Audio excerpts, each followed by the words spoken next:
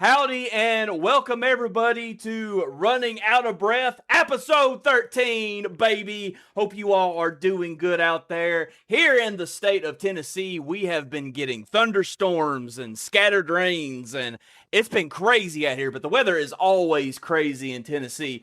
Welcome in. If you're a returning listener or you're a new listener, we welcome you to the cult of Running Out of Breath with open arms. And man, are we building a family and a cult. I'm your host, Oldtown South. Great to have you all back wherever you are listening to us right now. Atlas, keep cutting that grass, dude. I see you. Keep cutting that grass. Fallen, keep lifting those weights at the gym. If you're riding in the car, listening to us while you're working on the farm, wink, wink, wink, working on the farm, wherever you are getting your marathon listening ears on. We appreciate you. We appreciate you all very, very much. Tonight, we got a little something for y'all. We always got a little something for y'all, but of course, here in episode 13, we got a little something for y'all.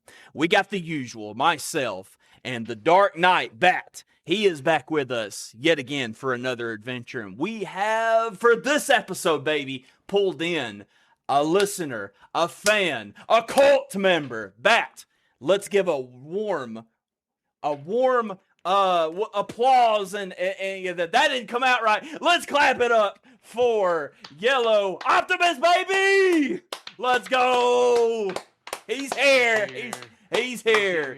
Man, Yellow, welcome to the show, buddy. Welcome to the show, and we are so happy to have you. When I throughout the week, when I was kind of building the notes and kind of getting my mind ready for tonight's episode, I was kind of like, okay, like, I've got some questions that we'll do the usual. We'll talk about some war stories, and I've got some questions. We'll kind of like an interview kind of style with Yellow, but I'm sitting here like, man, I don't know. Like, what else are we going to talk about, outside of that? And, man, like, literally, I believe it's today, we have literally had breaking news from Bungie development team, some mid-season, a mid-season preview. They basically gave us a little teaser of what's to come. So that will be really, really fun for us to get into. I think we'll start tonight with, here's kind of going to be the template. Everybody, here we go. Template for tonight. We will start with some questions. We're going to let everybody get to know Yellow, and we will even get to know him a little bit more through some of these questions. And then we will probably from there, we won't bury the lead, and we'll immediately get into the mid-season preview, what we have been shown from Bungie today. We're going to talk a little bit. I've got a few other notes on Vault Breakers. We'll talk about that a little bit, and we may end it, which way I say we're going to do it this way. We may change our order, but at some point along the way, we'll either end it or we'll throw in the importance of Season 3 for the future of Marathon. But without further ado, Yellow, it is so great to have you here, man. We're going to start with a simple question. Sir, how you been doing? How your marathon run's been going? Well, thanks for having me, guys. I'm really excited to be with you on the podcast virtually here. It's funny, I listened to, I'm probably thousands of hours into podcasts at this point. But this is my first time. My my initial podcast journey here. So no pressure. You're live, baby. Now you own it. You own a podcast now, baby. Marathon's been pretty good this week. I haven't gotten a lot in this past week. Just life and whatnot popping up. Some big meetings coming up, just happened this week. So I will say the couple nights I was able to hop on, it was, and we can get more into this during the war stories, but it was, I guess I felt like I kind of got the full spectrum of Marathon, a very, hey, that was 100 out of 100 run. Couldn't ask for a better run on that one. And then the total, that was absolute garbage. So, I'm just seeing the full spectrum this week. And sometimes you need that. I'm gonna immediately piggyback off something you've said because you took the words right out of my mouth. You and I, we've been playing a lot together. In the past, I'd say week and a half, like me and you have been linking up. I mean, there's been nights where it's just like been me and you. And nobody else is on, and we like need a third, you know. So Absolutely. me and you, we've been playing a lot, and you hit the nail on the head. It has been a combination of like high highs and low lows. We have had really great games, memorable moments, and then we've had some that it's like we've had some where we just got smoked, and then we've had some that like I think these are the ones that stick with me the most. Where like it was going good, we were on a roll, but we couldn't finish. You know, something happened. You know, we lost like that next PvP engagement, and we couldn't close out. Me and Bat have that's been a lot of we've had a lot of nights like that. More so in season 1, some into season 2, where it's like, gosh darn, like we are doing good. We are winning our initial team fight engagements, but for whatever reason, we can't win the second engagement, or we can't beat that next team that challenges us, or they catch us off guard or something. So you and I, especially that one game in particular where we were running with, what was his name? Pete. Petey. Pete. Our man Pete. Hey, Pete, if this shout out to you if this ever gets to you out there in Canada. Yeah, we had several games where we ran with Pete, and there was one man where like we beat the first team we fought. Oh man, we had good loot. I think we even hit a supply crate, and we were not far off from getting ready to exfil. And I saw a third team. That first fight we won was actually very hard fought. I think you clutched up. I think you were the final man standing. And in that final fight, that 1v2. Yeah, and you clutched it. And I was so proud of you for having that hero moment.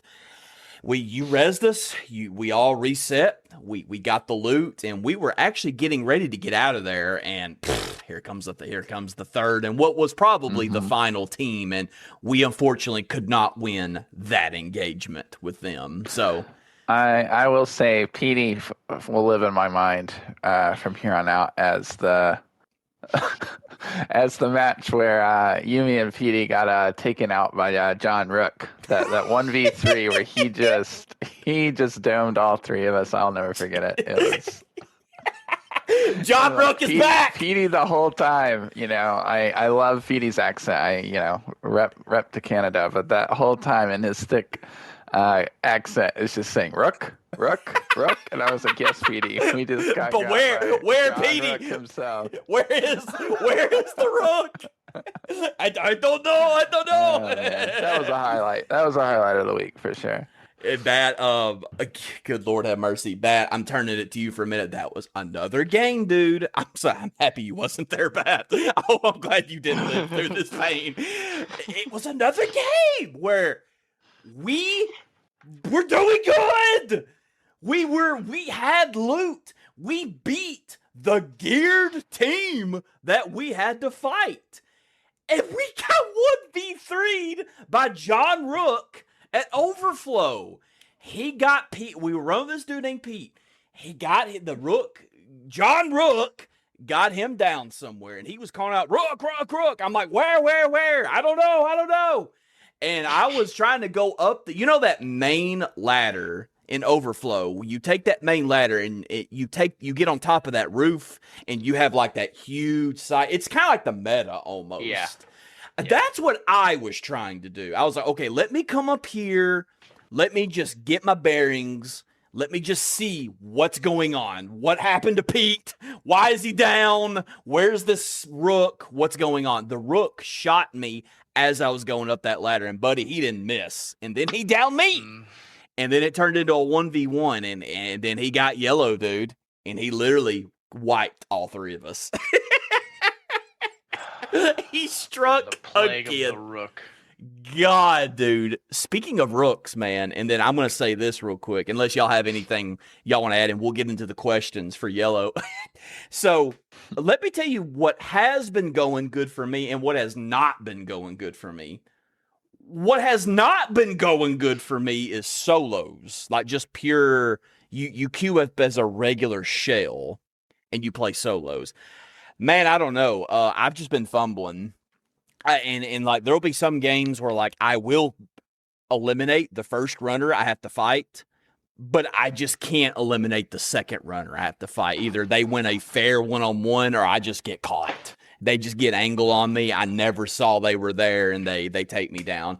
I lost a lot of shields, man. I lost a lot of loot trying to attempt solos. I probably should have been doing free kits, to keep it real, instead of queuing up as blue shield every time and like, actually decent guns. I should have probably dialed that back because I think I went on like a 0-5 loss streak where I'd lost like 5 solos. And so that's where all my shield, I've kind of been in a shield crisis lately. Like I've got these good guns and now I have backpacks, but my shields, I'm still, dude, kind of struggling on shields. Thank goodness me falling one of his homies had a good outpost run where like they knew I needed shields. And like every time we eliminated an enemy team, they would give me the shield. So I came out of that one game with like 4 to 5 shields. I was like, God bless y'all. God bless you. I needed this so bad. So I was in a little bit of a drought there, man. The other thing, so that's what's not been going good is solo runs. Okay, this one's wild. What has been going good for me is rook runs. I've been coming home, man, on my lunch. I got a little time on I got time for like one game. And then I can claim my dailies. And then, it's time to go back. I've been X-filling a lot lately with rook. Now, I've been playing him real passively. I'm kind of just getting in. I'm really just almost kind of looting the area that it spawns me in. I might venture out a little bit, but I don't know, dude. I've been doing really good with rook. Not in the sense of like I'm 1v3 in teams. Just in the sense of like I'm getting in, I'm grabbing a few useful things, and I'm getting out. And I'm doing this consistently, and it's actually been adding up. So, yeah, that's out of the ordinary for me. But I've been queuing as rook a little bit lately, and they've been going good. So, well, okay. Let's go ahead and dive into the questions for our man here, Yellow. Okay, Yellow, we'll start right here. Gaming journey. Tell us and the listeners a little bit about yourself. How long have you been gaming, and what are the main game genres you usually find yourself sinking time into? So basically, what's your gaming history? Yeah, so I grew up a Nintendo kid. That was the big thing on my block. And gaming for me, ever since I was a kid, was always a social event. So that it was always just, hey, we're all going to Michael's house today, right? We're going to go play, I don't know, Battle Tanks or Road Rage or whatever it might be at the time. Or, hey, everyone's coming to my house today and we're going to, see who can get the fastest level clear on Spider-Man on the PS1, like whatever it might be. But good memories. My house was usually more of a Nintendo house, and so doing the social gaming was always fun. But then, when it was like I got 20 minutes left, friends just, took off. I got 20 minutes till dinner. What am I going to play? My go-to as a kid was the Mega Man series. That was my real, I don't want to say addiction, but it's what really pulled me in. That was my go-to game, especially once we kind of upgraded to the Super Nintendo. I remember getting Mega Man X. I think it was a birthday present. I really only got games at birthdays and Christmas, so you had to make those games count, right? Right. And I have beaten Mega Man X at least a couple hundred times at this point in my life. Okay. I'll still go back and play it. Sunday afternoon, hanging out with the kids. I'll throw on Mega Man X. I'll pick one of them and run through it. But it kind of integrated two main things for me that really bloomed later in life, kind of when technology caught up and games caught up. And number one was map design. It really showed me what makes a good level, a good multiplayer map in a game that really stuck with me, and that'll kind of full circle with Marathon here in a minute. And then just kind of like the difficulty. I liked Mega Man because it was tough. Jumps were precise. The platforming was very tight. Heck yeah, it was. You take that loss and you're going back to the start, right? You run out of lives, you're going back to main menu. Like it felt rewarding. Again, that'll kind of circle back to Marathon, where I feel like Marathon still has that sensation of it is rewarding. Then later in life, the Souls games, came out. I got into those, and it was that same idea. Amazing map design, great environments, throws you straight into the action. As soon as you start, pick your class, like you're in the game. I really like games that, don't have a lot of the hand holding. There's not a whole, let's do this 2-hour tutorial. Like I like, games that are like, here you go, here's our world, go explore, figure it out. And so again, Dark Souls, amazing map design. I think the first one is probably my favorite, DS1. I think the map design in that game is outstanding. And that was kind of who I was kind of as a kid, was like, hey, come over. I got this new multiplayer game. Let's play it. And so, my first question is like, what are the maps like? How are the maps? A big one for me was like Medal of Honor Frontline. I love the maps in that game, but I would really judge games by map design. And so these last few years, as I've kind of gotten into these extraction shooters, a lot of that has been evolved around map design. Like how do the maps feel and flow? Where are combats happening? I love, what makes the map unique. So certain games kind of turn me off. I try on playing with some friends, and you could just tell the map was just there to facilitate the competitive action, right? Like this game just wants to be an esport. Like that's what this is really going for. Like in games like, Counter-Strike, even Overwatch to a point. Like, yeah, there are some maps in there that are, really, really incredible. They really stand out. And then, the rest of them are like, well, they're just here. They service. They're serviceable. They do what they're supposed to do, but there's not much more. And then I remember trying the beta for Marathon, and Perimeter hooked me in. I was like, this is it. Like, here's atmosphere. Here's a map that makes sense with what it's supposed to be, lore-wise. It is strange. It does not quite make sense. Why would things be built like this or that? Well, why wouldn't it? We're on this futuristic planet. Things shouldn't look like how you expect them to look. But it's still services the action, right? There's still sight lines. There's still, hey, do you can take this vent up through here and drop in on a guy that was, might be camping here or shielding up back in this hallway? Like there's, all these little nooks and crannies and secret ways and routes are planned out. Like you can tell the design team who made these maps really put some love and attention to them. And, I see some criticism like, hey, there's really only a handful of maps. One of them's only available on the weekend. But when you really sit down and get into the maps, I think they're bar none some of the best out there currently in gaming. And that's honestly what really helped me discover Marathon. Like I just wanted to go explore more of this world. I wanted to, take my time and explore Perimeter and then Dire Marsh. Like, oh my gosh, this, Perimeter was cool. Look at Dire Marsh. And now we have Night Marsh. Okay, what's different about this? Okay, this is, the fauna is different. I'm hearing new sounds and the whole ecosystem changes at night. And again, it's still doing what it's supposed to be doing. I'm still having engaging combat. I'm still enjoying looting and running around with my squad. But I'm doing it on a map that I'm excited to go. I wonder what I'm gonna see in this run that I might not have noticed before, right? I wonder what new little detail's gonna stick out to me. Awesome, yeah, dude. So that's kind of basic journey into Marathon. The maps, really, the artwork, the just the environment of Marathon really, really grabbed me.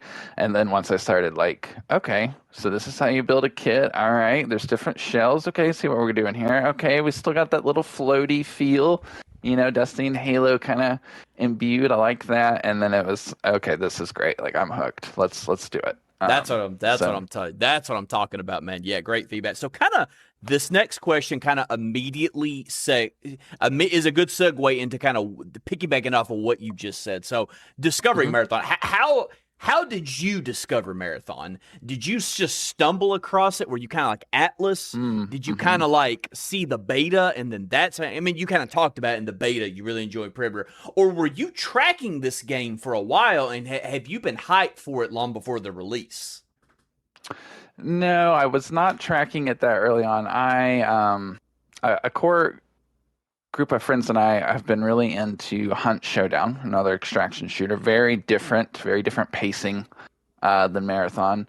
But still, in a nutshell, it is the same thing. We're loading in. We have a goal. We're going to either get that objective and extract, or we're going to die trying, right? I mean, it's basically kind of what we're doing in Marathon.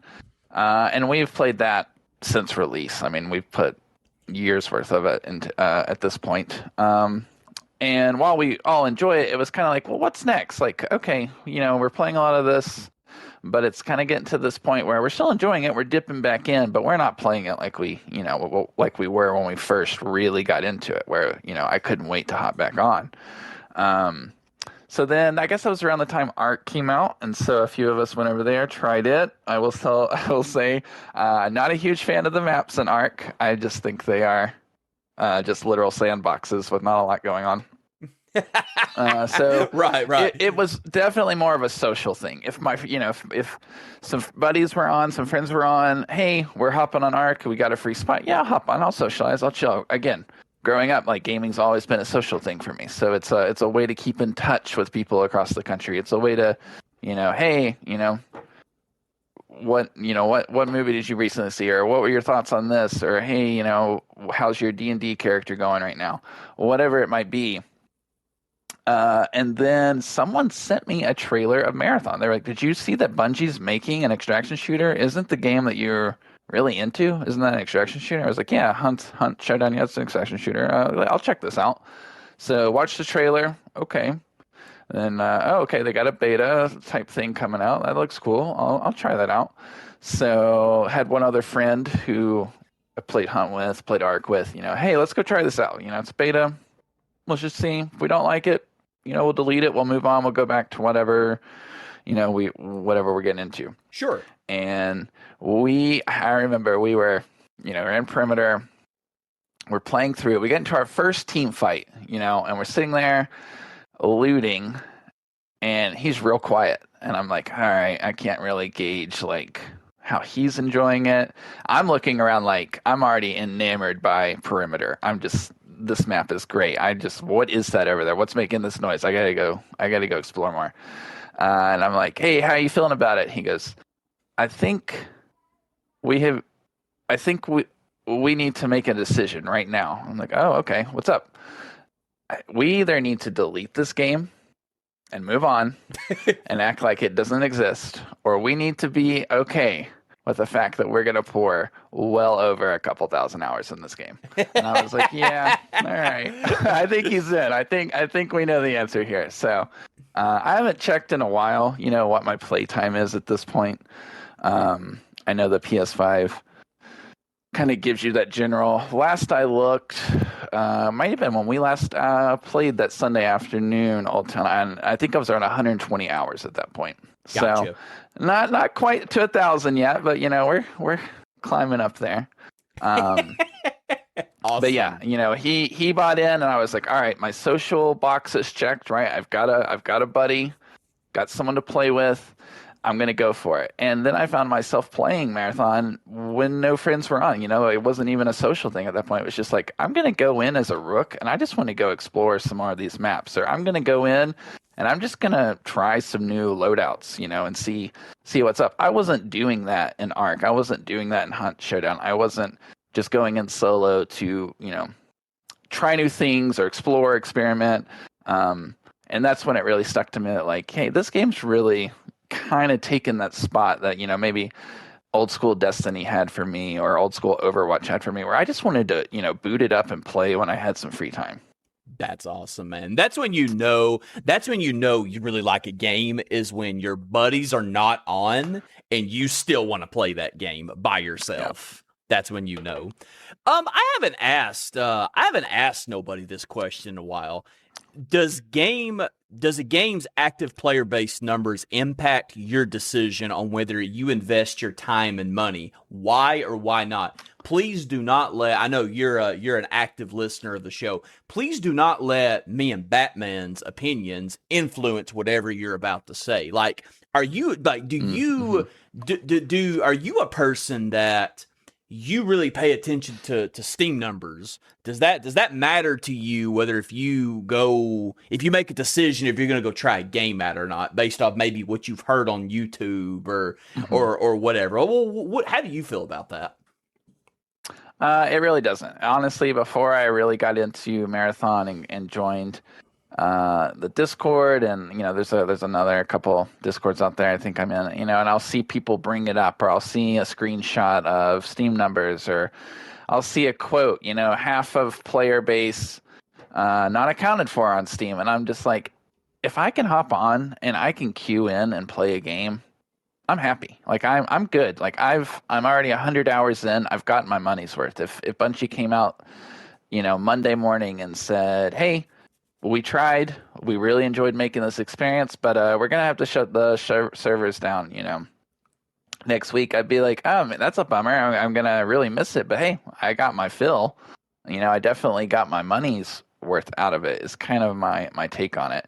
I mean, my handle is literally YellowOptimist. I'm always going to take the optimistic approach. So, it's going to be I'm not going to worry about it if it gets to that point. If it's so dire that I just can't find a match, or I'm just fighting bots at that point, maybe I'll re-examine it. But I'm also someone that's been gaming since the NES days. Like, I remember early Xbox Live queue times. You know what I mean? Like, I've been around the block on that, so that's not going to bother me. I can understand some people are like, "What do you mean I have to get in and wait more than 3 minutes to get a match?" And I'm like, man, some of those those queue times were rough back in the day, dude, on Xbox 360. Oh man. Some of my favorite nights back on the early live days were like, you would be in your time zone, and no one, only so many other people were in that active time zone playing when you are. So you would just keep seeing them in the same Halo lobby, and it would be like, "Yo, what's up, Yellow Opt?" They'd be like, "Hey, man, catching you on this one too, huh?" Like, it was just so much fun. That's awesome, dude. Great feedback. And I have went on record on this podcast, and I have stated that if this, you kind of, me and you are kind of, your brain kind of operates real similar to mine. Like I've went on record and said, if this game ended tomorrow or next month, much like you said, I have had such a great, and if people want to clown on me for making a podcast about this game, for supporting this game, I can't believe Oldtown, you're supporting a dead game, or you're trying to talk up this, or whatever. What they want to throw a Steam chart in my face, however they want to come at me. You know what? That's fine, because I have had an absolute blast. If this game ended tomorrow, I have had a blast building this little community.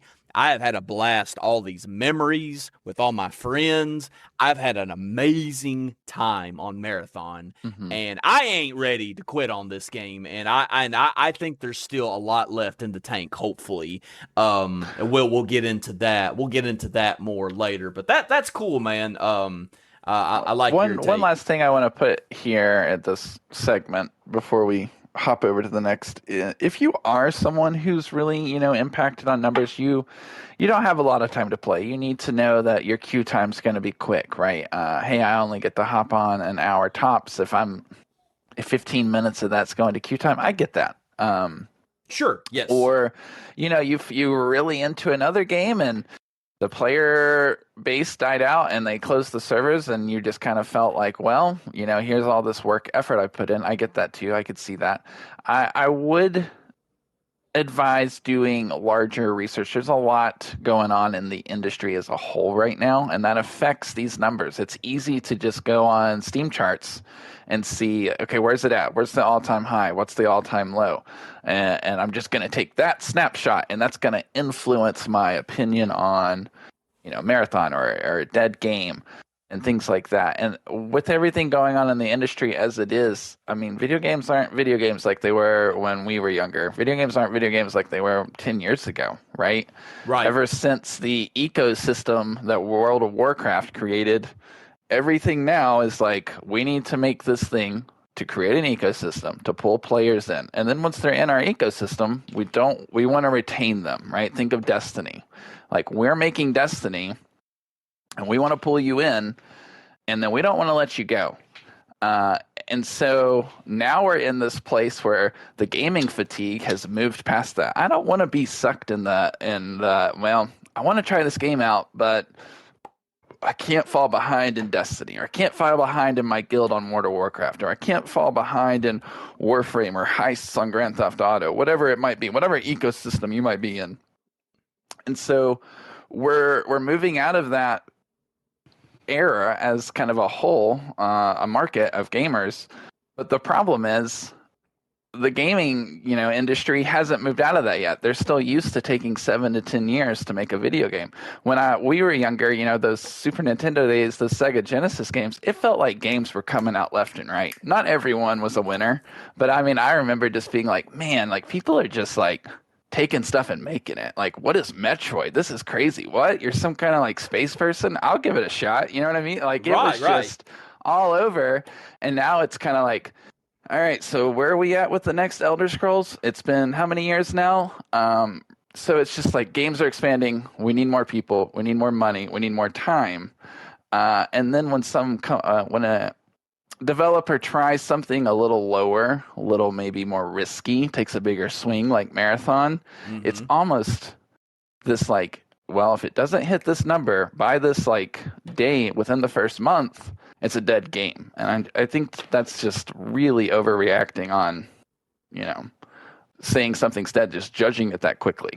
I'm going to bring up a little bit of the past here, and I don't have, I didn't. I'm sure there's some data somewhere you could look at. What was the player base in early Destiny 2 days when that newness wore off, but the Forsaken DLC had not quite hit yet?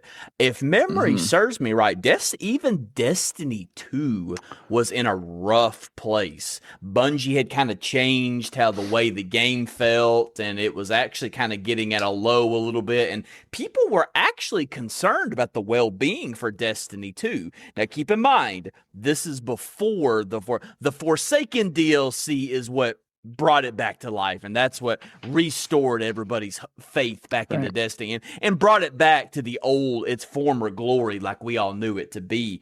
But like, the reason I say that and the reason I bring up that point is if the almighty Destiny, when it launched, kind of got in a rough place. It wasn't getting good reviews. It wasn't quite the same game people remember Destiny 1 to be, but they made that comeback with Forsaken. I don't remember how long. I think it was like a year or so. Don't quote me on that.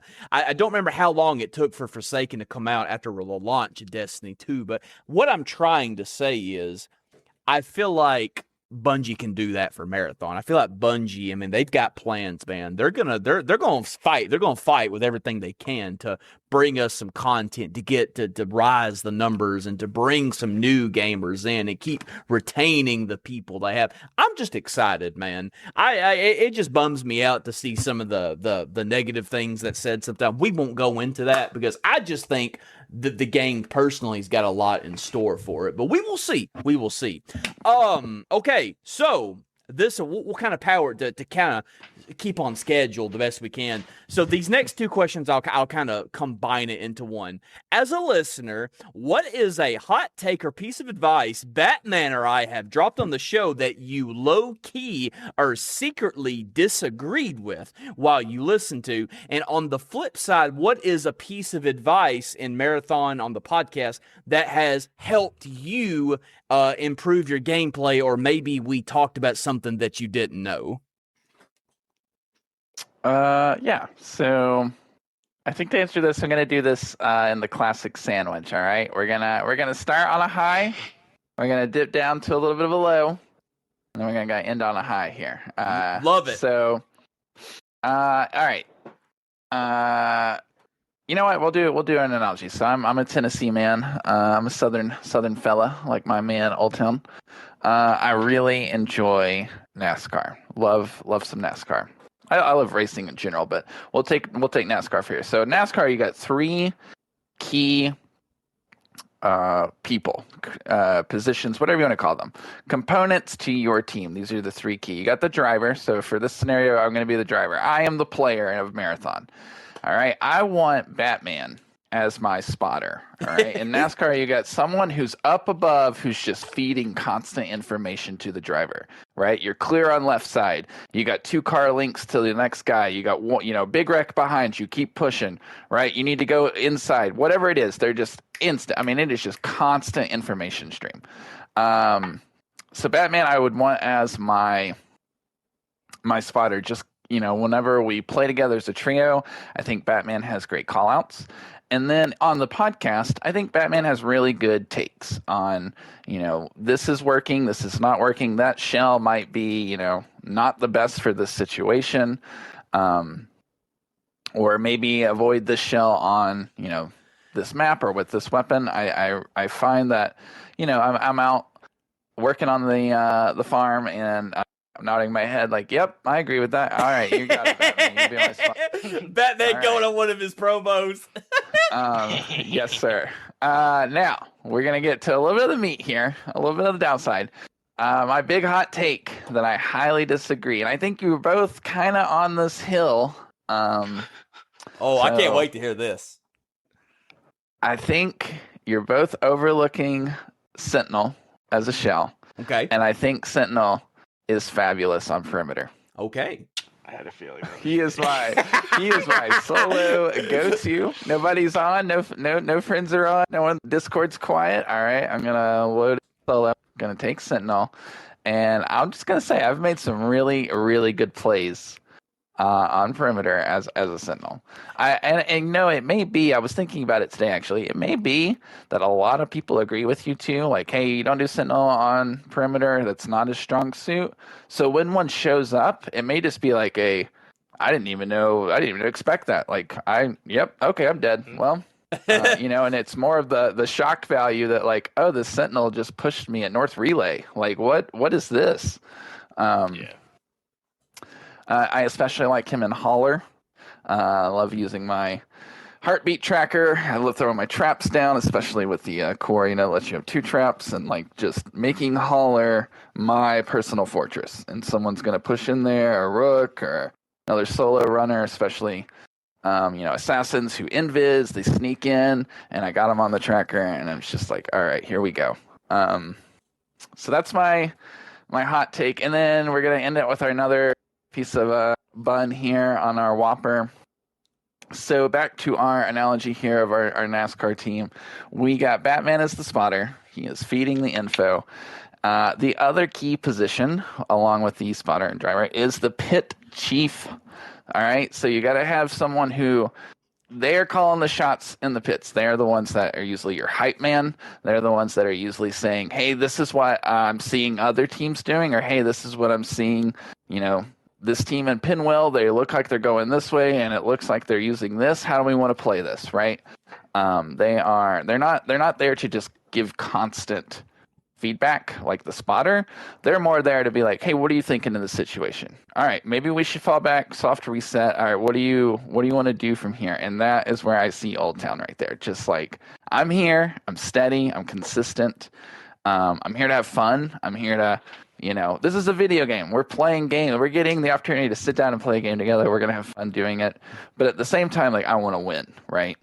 I want to get pit shifts. I want to win, baby. You got to talk to your pit shift like they're your best friend, but you're also both there knowing, like, we're here to win, right? Like, there's a trophy at stake. We're going to get that, For Marathon, there's loot at stake. We're going to get that loot, right? It's our turn with that loot.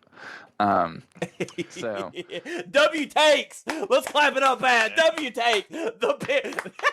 Honestly, Bat the probably spider, one of the most Oldtown the beautiful pit analogies chief. I That was could beautiful. ever hear. I don't think The I've ever pit been hyped chief. up that much in my life. That's crazy. Hey, yo, he hyped you up. Bat. How you feel Uh-huh. about that? Delicious, as everybody says I like to say. But I think he's spot on with you too. Like honestly. Yeah, I mean, I was such a good analogy. I was sitting there listening. I'm like, I mean, yeah. I was like, yeah, that's me. Yep. That's crazy. That's crazy. So That was I did good. have a question though. Is Sentinel more like your play style in other games, or are you more of an aggressive player? That's a good question. Solo and other games, I'm trying to think. I guess the only other game I really put solo time in that's an extraction shooter is probably Hunt Showdown. And that's really tough because Hunt is very different in the way there's really only one objective, period. You know, there is, like, it is either you're looting other hunters after you've taken them out or come across them, or you're getting what is called the bounty that appears on the map and you're extracting with it. Like, that is the main goal. It's not like Marathon where there's like, we could do contracts, we could go hunt other players, we could try to get into Pinwheel and up our armory a little bit, right? There's multiple things you can kind of do in a run on Marathon, whereas Hunt is very straightforward. Like, here's the bounty, it's going to appear somewhere on the map, you need to be the first one there, you need to get the bounty, and you need to get it off the map. I will say, typically, Sentinel is not what I would go like play style in other games. It honestly surprised me that I enjoyed Sentinel as much as I do.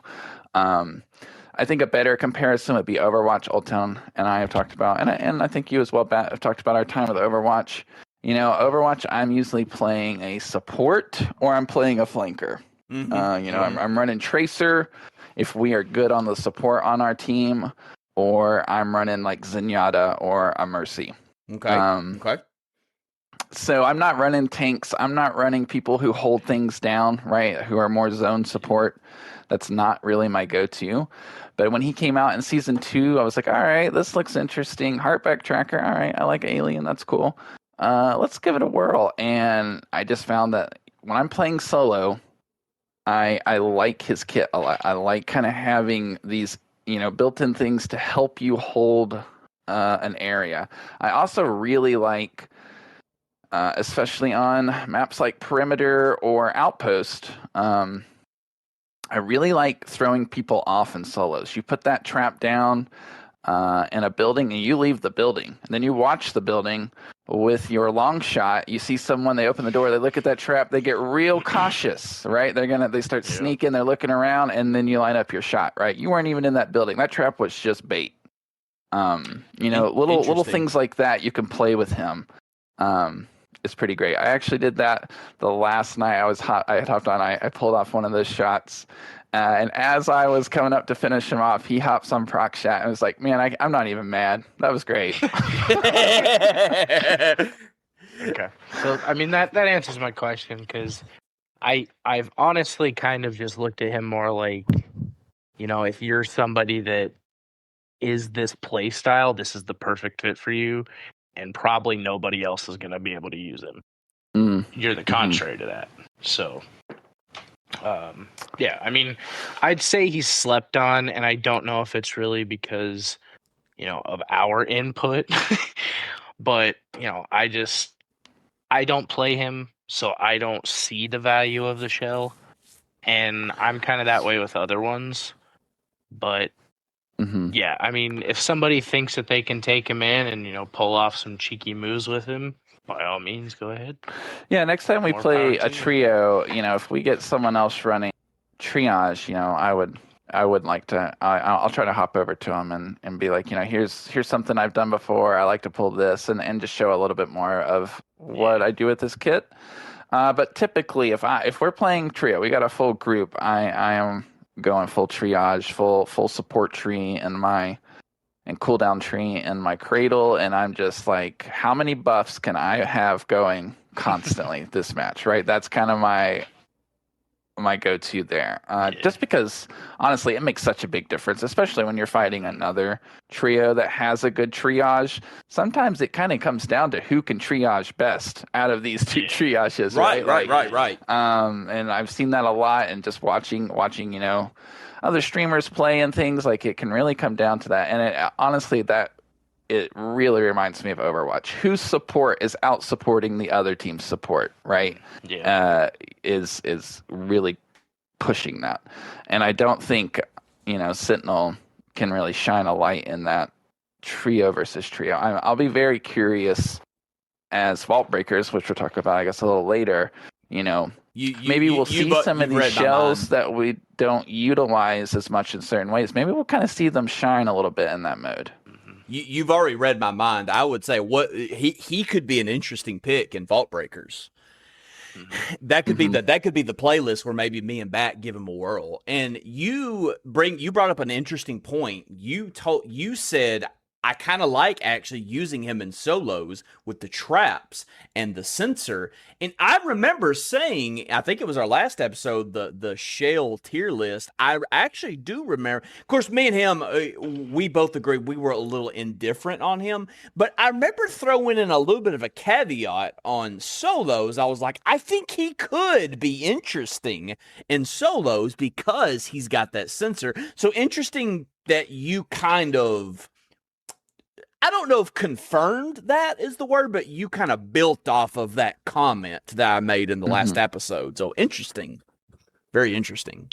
And I've died to a Sentinel just because he had the heartbeat on solos. So it's very, very believable. For sure. Well, we're gonna ask. We're sitting at 46. Oh my God, have we really been talking 46 minutes? Yeah. That's crazy. Okay, I'm gonna ask him one more question, and we're gonna get into the mid-season preview. So Yellow, what is your what's a gun? If you could, no, I'm gonna ask it this way. In the notes, it's worded, what do you get excited about when you find when you find a certain weapon? Feel free to answer that too.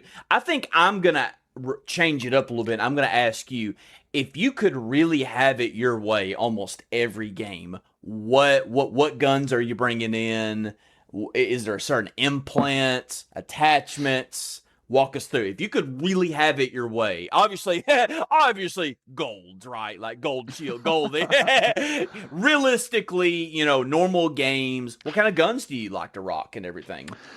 Yeah, the season 2, I'm just going to go with season 2 right now, where we're at. The gun that has surprised me the most, because I never picked him up in season 1. If I did get one from a contract, I usually just sell it, is the Magnum. Okay. I have found myself using it more and more, and it's not my primary. I consider it more my light ammo weapon, I guess, when thinking of Destiny terms. But it's really come in clutch for me this season. I also feel like, I don't know if you guys have been feeling the same way on this, but I feel like I'm having more encounters inside in closer quarters this season than I did in season 1. Yeah, and I think a lot of that has to do with the meta shift this season, kind of straying further from the long shot and the outland and the volley rifle. A lot of it, I think, is close quarters based, which is why they brought in the new SMG to kind of battle shotguns. Right. So, yeah. Yes, I have won a lot of good, indoor, a little closer, a little corridor type fights with the Magnum, especially going up against more shoddy users. Right? They're pushing you, they're trying to get in their range, and you're just doming them with that Magnum. And so my go-to lately has been something, like a Scar. I like to, especially when I'm running triage, who I run a lot. Using that overload on that Scar, zapping those shields, and then switching to the Magnum to try to get the final 2 headshots. Ooh, I like that. Has kind of been my go-to. I like that. Also, you find a lot of Magnums. People just leave them, you'll find them on free kits, and so no one's looting them, and I'm just like, hey, you're helping me out, like saving me a little bit of credit, Right. Everywhere. So that's kind of nice that I keep, like I have always got a surplus in my vault. But I will say the thing with the Magnum, I think you even mentioned this last time we played Oldtown, was like, you got to hit your shots. Like if you whiff, I mean, you don't have that. There's no time. There's no time to really come back on it. But if you can really hit your shots, I mean, it's amazing the fall off that thing has. It's a little bit of a skill check gun. Yeah. I could see that. Yeah. Mm-hmm. Not to an extreme, but you said, but yeah, you got to hit your shot. You're kind of cooked, especially if you're going up against something that's automatic, like an M77, a bully. You got to hit your shots with that hand, but you see, me too, hand cannon, with that Magnum. But yes, a little bit of a skill check gun, but no, yeah, you're right. I think you got a little bit of a fun little hot take there, because I'm like you, I see them everywhere. So you find them everywhere. People drop them, people leave them. So I'm finding them even in like wall lockers, which I wasn't finding those very much in the last season. Oh, interesting. Okay. Yeah, like they're everywhere. That's kind of nuts. They really are. I wish I would see more of other weapons, but I'm not mad at it. And I've definitely lost matches just because I whiffed my shots. So yeah, if you're gonna run it, you better hit them. Is there a weapon that you guys, because Bungie was supposedly supposed to switch this around. We've kind of talked about the Magnum. This is what I'm about to say. Here we go. Time to get into free ball stuff here. Open discussion. Is there weapons you guys are seeing less of that you saw a lot of in season 1, and vice versa? Are you seeing a lot of in season 2 that you couldn't find in season 1? Bat, go ahead. Season 2. Or go ahead. Go ahead, Bat. I'm gonna say that the one that I'm seeing a lot more this season is probably gonna be the Zeus. I've been seeing those a lot. Okay. The one that I wish I was seeing more of is the M77, because I saw those a lot last season, and I'm struggling to find one. Likewise, I don't even have one in my vault right now. Yeah, I have 3, but I still agree with that take. I have to agree with you. I agree that I don't see M77s, and I wish I saw more. I'm still not seeing Zeus's a lot, but I'm seeing a lot of Ares RGs. Because it seems like... I get them confused all the time. Yeah, just one of the railguns. One of the railguns, yeah. I don't care which one it is. The Ares... Yeah, I see them everywhere. It's one of the vendors is constant. That's their free weapon. They're always trying to give you, I think it's an Ares RG. So that weapon is very lucrative. I do agree with that. That one's very lucrative. There's one more that I'd say that I haven't seen a lot of, and that's the volley rifle, which I'm very sad about. Agreed. I'm not seeing the volley rifle as much either. I agree. Yeah. Yellow, what about you? Any your... what's that look like for any you're not seeing as much that you were seeing in season 1, or something you're seeing a lot more of? The big one I'm seeing a lot more of, and maybe this is just because I'm on the lookout more for magnums using that heavy ammo, is the hardline. I feel like I see a lot more runners running the hardline, and interestingly, I feel like a lot of people are trying to use the hardline as almost a finisher, right? So they'll use a strider or maybe a volley to try to like hit you at range while they're closing in. Then it's like, I'm going to switch to my hardline and try to finish this guy off. Which again, I mean, that hardline, it hits hard, but if you whiff that shot, I mean, you whiff the shot and Batman over there has got, a long shot zoomed in on you. It's over at that point. Building off that was another gun that I remember you telling when we did our season when we did our season 1 gun tier list. Please build off of what I'm about to say. That was a gun you disagreed with me and him on. Me and him graded the hardline kind of low. Hey, but you dig that, and I'm all for it. That's awesome. I like the disagreement. Right, you were the one. You liked the hard line, correct? Yes. I was thinking so. Yeah. It's a gun that I really did not like in season 1. Mm-hmm. It's grown on me a little bit more in season 2. I still think it's booty if you ain't got. It's one of those guns, man. You almost got to have attachments. You need a scope on it. Yes, absolutely. You need a mag. Something. It needs a little help. But if you give it a little help, it's grown on me a little bit. To cap that off as well, I personally think any weapon that uses the heavy ammo has got to have attachments. You've got to make sure it's dialed in, and that the attachments can vary from playstyle to playstyle, whatever you feel best with. But if you're just going in, hey, I found this in a locker, it's gray, no attachments, you're gonna have a rough time. Like you're gonna need a little bit of a prayer when you're trying to get those headshots. So I do think that is a caveat, because there are some guns that you could just pick out of a locker gray, and it's going to feel great in your hands. M77, I think the volley rifle feels great right off the bat. I think the battle pistol, obviously. Oh, yeah. As far as weapons I'm not seeing in Season 2, there are actually 2 guns I have yet to find in any match. I have yet to find them in a locker. I have yet to see them on a runner. I'm guessing because they've already been looted. And that is the Circuit Breaker. I have yet to find a Circuit Breaker this season. Agreed. Mm-hmm. And I have yet to find an Impact HAR on a runner this season. So that was the gun. I don't know if people are picking them up like hotcakes. But, your boy's over here, a lot of heavy ammo, and he can't find an Impact to save his life. I'm so glad he said that, because I would not have remembered. I have also... Where the heck is the Impact HAR? It's gone. I wonder if people aren't running them. But here's the thing. Apparently, it got buffed, and we didn't know. Oh, I saw a video. That's why you don't see it, because everyone's gunning you down with it, I guess. I guess so. I ain't seen it, but apparently it got buffed. And nobody's and like very few people until now. Hi world. Until very few people have figured out that gun got buffed. Apparently now it don't bounce nowhere near, but it makes sense. When me and Bat a couple episodes ago oh my god, it's all coming back to me. The proof was in the pudding.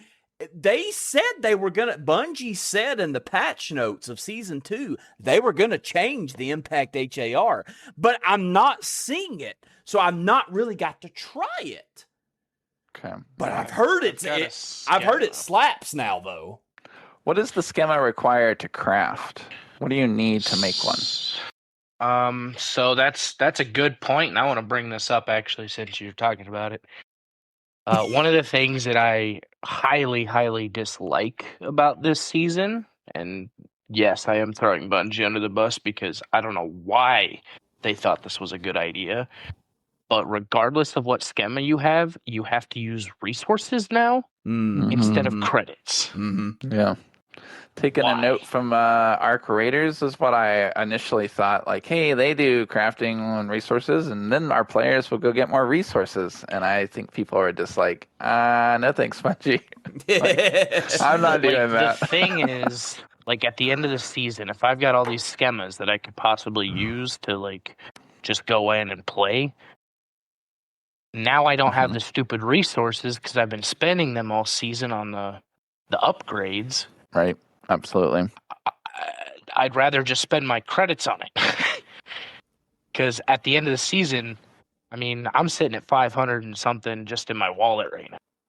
I'm going to have credits. Help a brother out. I don't know some specifically. of them, some of the schemas are not easy to craft. I mean, it's it's a lot of blue components. A couple I've heard, and unless they change this, like require, quite a few components and a purple component. And it's like, I've got this one purple component. Do I get this upgrade that could really help down the road? Or do I buy this gun that I could lose? Right? Exactly. And, I think that one of the things that they did correctly this season, which I think a lot of people are taking for granted, and I've actually heard a lot of people disliking it, is the fact that, those purple resources are a little bit easier to come by this season. I don't know why people are hating on that. Yeah, it's a little weird. because I think I've touched on this last season. I didn't finish a single upgrade screen completely because I couldn't find any resources, and it irritated me to just no end because I didn't finish a single upgrade screen. There's 6 to choose from. Yeah, there's a lot. That's actually, you guys kind of talked earlier this season about like, what's your seasonal goal, right? Are you trying to hit a certain title? What is your, what's your overall, like, if I can do this before season 3, you'll feel like you can check it off. And so I was actually telling Batman last time we played, my current goal is to hit VIP with all the factions and do all the regular upgrades, right? The special things that don't unlock to level, whatever it is, 12, 13. I'm probably not going to hit that. And so as of right now, I think by the time we hit August, I should have that goal completed. But part of that is because these purple components have been a little easier to find. Like, I kind of have it mapped out. Like, I spawned here on Outpost. If I can get here first before it's been looted, whatever it might be, this armory or this part of Pinwheel, there's a good chance I'm going to get this purple piece that I need. There is one that I still really need. Got one, Bat and I. Got it in Red Room. I was like, man, I really hope this piece is here. If you guys see this piece, let me know. Hey, if you see a runner that had this piece on him, I'd really appreciate it. The whole match. We get there. It's on the table. I got it. Batman, we got it. We got it in the bag. It's me. It's Rizicon. It's Bat. We cleared the lobby. We defeated all the teams. Oh, God. We hit Armory. Pinwheel was ours. Like, no one had touched it. We are just looting. And then Bat's like, all right, we got to go. Time for final exfil. Oh, final exfil went on that side, not this side. Well, there goes that loop. And so I just watched this purple salvage just disappear. Ballistic turbine. I'll never forget. Oh, man. I was thinking about it. That match happened within the same week that Bat and I ran with Fallen in Cryo. And also had an amazing cryo match. Opened a vault and then didn't make it to extract in time. I was with you on that one. Yes, you were. Yes, you were. We just stared at the extract in the distance as we timed out, and I was like, man, time is just against me this week. For everybody, I'm gonna say this real quick. That. Finally, I'm happy to say, as Yellow said, I finally got into a vault in Cryo Archive. Myself, Yellow, and Fallen, we went in there. We had the key. We found all the batteries. We did all the requirements, and it was so fun, man. We got in. I had a dervish. I think Yellow got the gold backpack. I mean, we were gooped up. We had some good stuff, man.